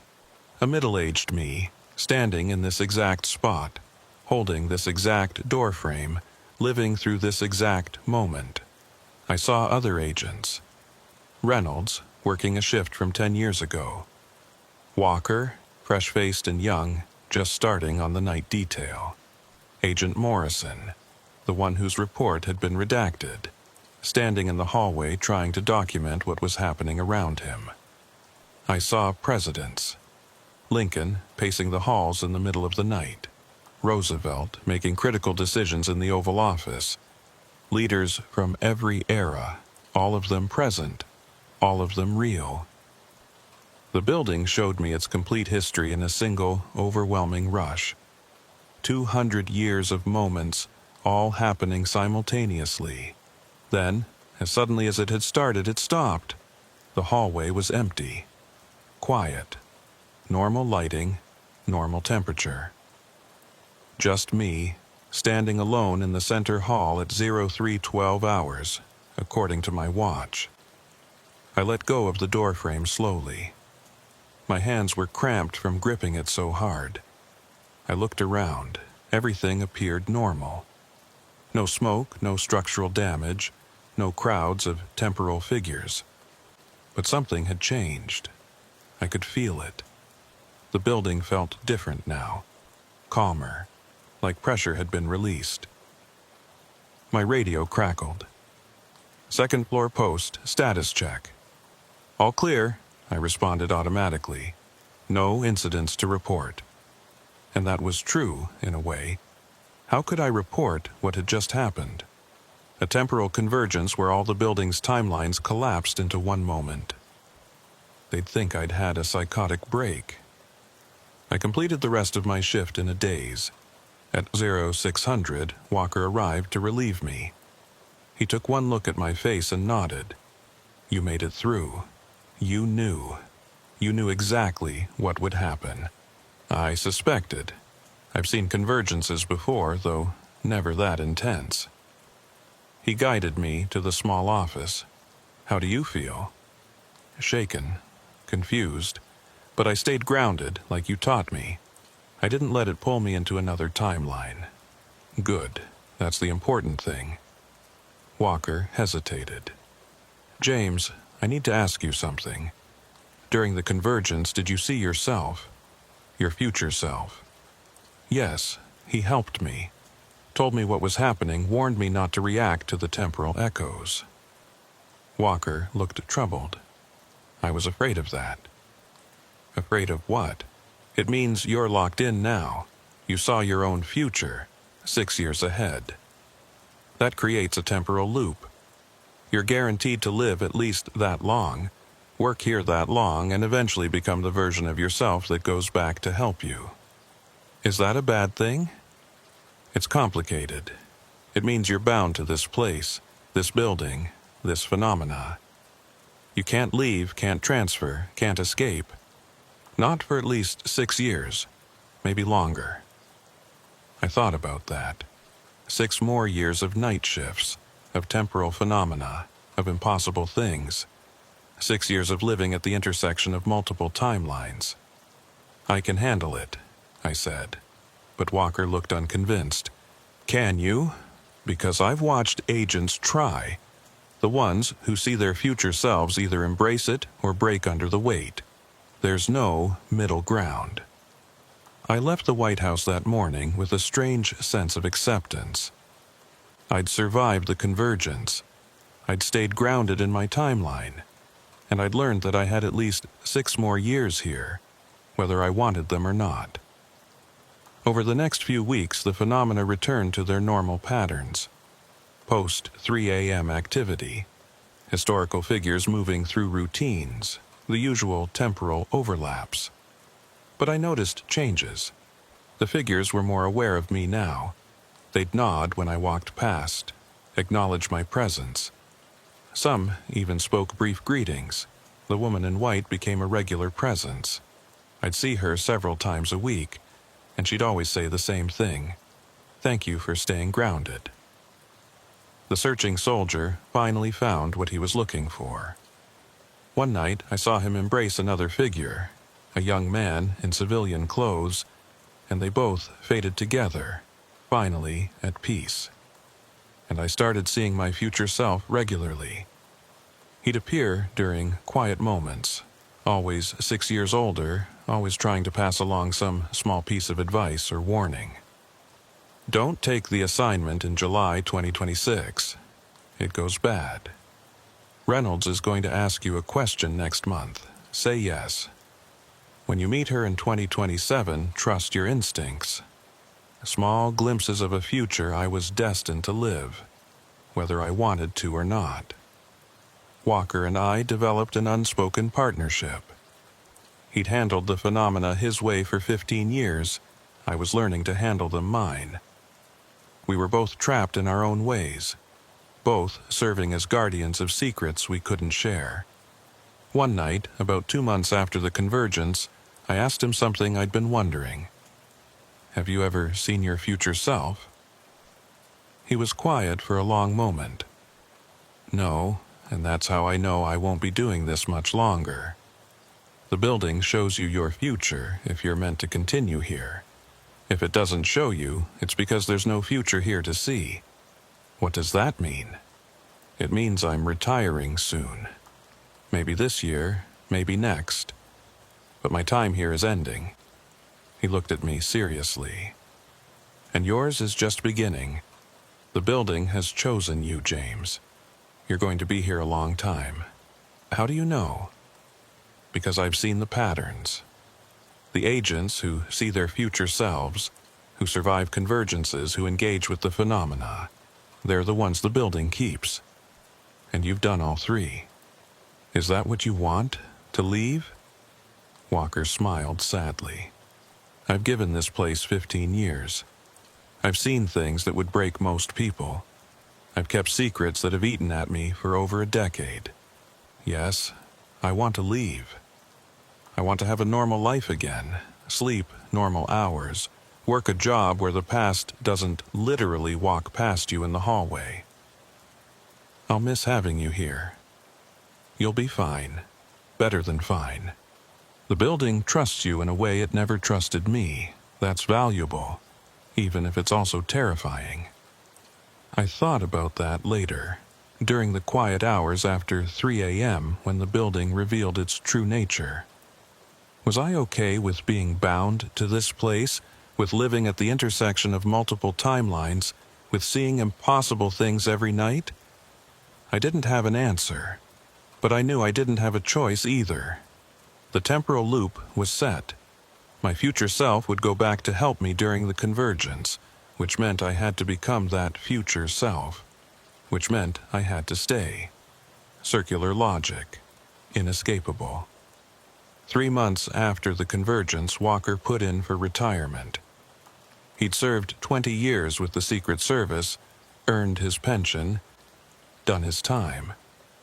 On his last night, we did the shift change like always. Professional, efficient, by the book.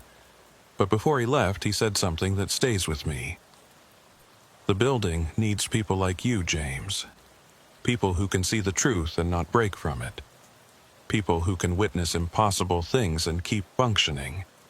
You're stronger than I ever was. I don't feel strong. I feel trapped. Same thing sometimes. Strength is continuing forward even when you don't have a choice. He shook my hand. Good luck. And remember, the protocols exist to protect you, but they're not absolute. Trust your instincts over official procedure. The building will teach you what you need to know. After he left, I stood alone in the center hall at 0100, waiting for the phenomena to begin. And I realized I wasn't afraid anymore. Not of the temporal overlaps, not of the figures from other times, not of the convergences that might come in the future. I'd learned to live in a building that existed in multiple times at once. I'd learned to navigate a reality where past, present, and future were all equally real. And I'd learned that some prisons you don't escape. You just learn to make them home. At 300, the familiar changes began. Temperature drop, dimming lights, the quality of silence shifting. The woman in white appeared, walking her usual route down the center hall. When she reached my position, she stopped and smiled. You're adapting well. Do I have a choice? Everyone has choices. You've chosen to stay aware, to engage, to understand. Many would have closed themselves off, followed the protocols blindly, pretended none of this was real. Would that have been better? Easier, perhaps, but not better. The building needs guardians who can see it fully, in all its temporal layers. You're becoming one of those guardians. For 6 more years at least. She tilted her head. Oh, James, did you really think it was only 6 years? You saw one future self during the convergence. But there are others. Many others. You're going to be here much longer than you realize. How much longer? But she faded before answering, leaving me alone with the implications. I pulled out my phone and opened the Notes app, where I'd been documenting everything I could. Not officially, just for myself. A record of what was really happening in this building, written by someone who couldn't look away. I added a new entry. March 15th, 2025. Survived the temporal convergence. Saw my future self from 6 years ahead. He helped me stay grounded. But tonight the woman in white suggested there are other future versions of me, potentially many years ahead. Am I going to spend the rest of my career here? Decades instead of years? Is this building going to be my entire life? I don't know. I can't see that far ahead. All I know is that right now, in this moment, I'm still here, still standing my post, still witnessing things that shouldn't be possible. The building after 3 a.m. is real. The phenomena are real. The temporal overlaps are real. And I'm learning to live in a place where time itself is negotiable. Walker warned me that the building chooses its guardians. Maybe he was right. Maybe I was chosen the moment I took this assignment. Maybe even before that. Or maybe choice and destiny are the same thing when you're living in a place where all times exist simultaneously. I'll keep doing my job. Keep following protocols when they make sense. Trusting my instincts when they don't. Keep documenting what I see, even if no official report will ever include the truth. Because someone needs to know. Someone needs to remember. The White House after 3 a.m. is more than just a building. It's a nexus point. A place where all the layers of time touch each other. And I'm the one standing guard at the intersection. For 6 years, or 60, or forever. I guess I'll find out.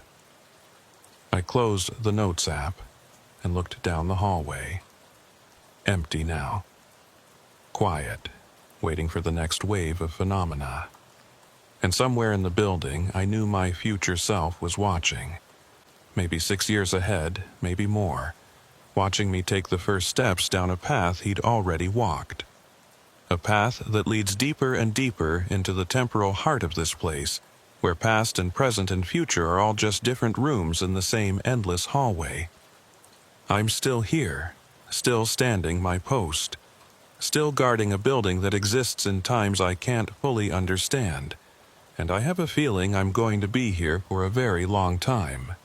After all, the building always wins, and it's chosen me as one of its own. Welcome to the White House after 3 a.m., where time means nothing, and everything.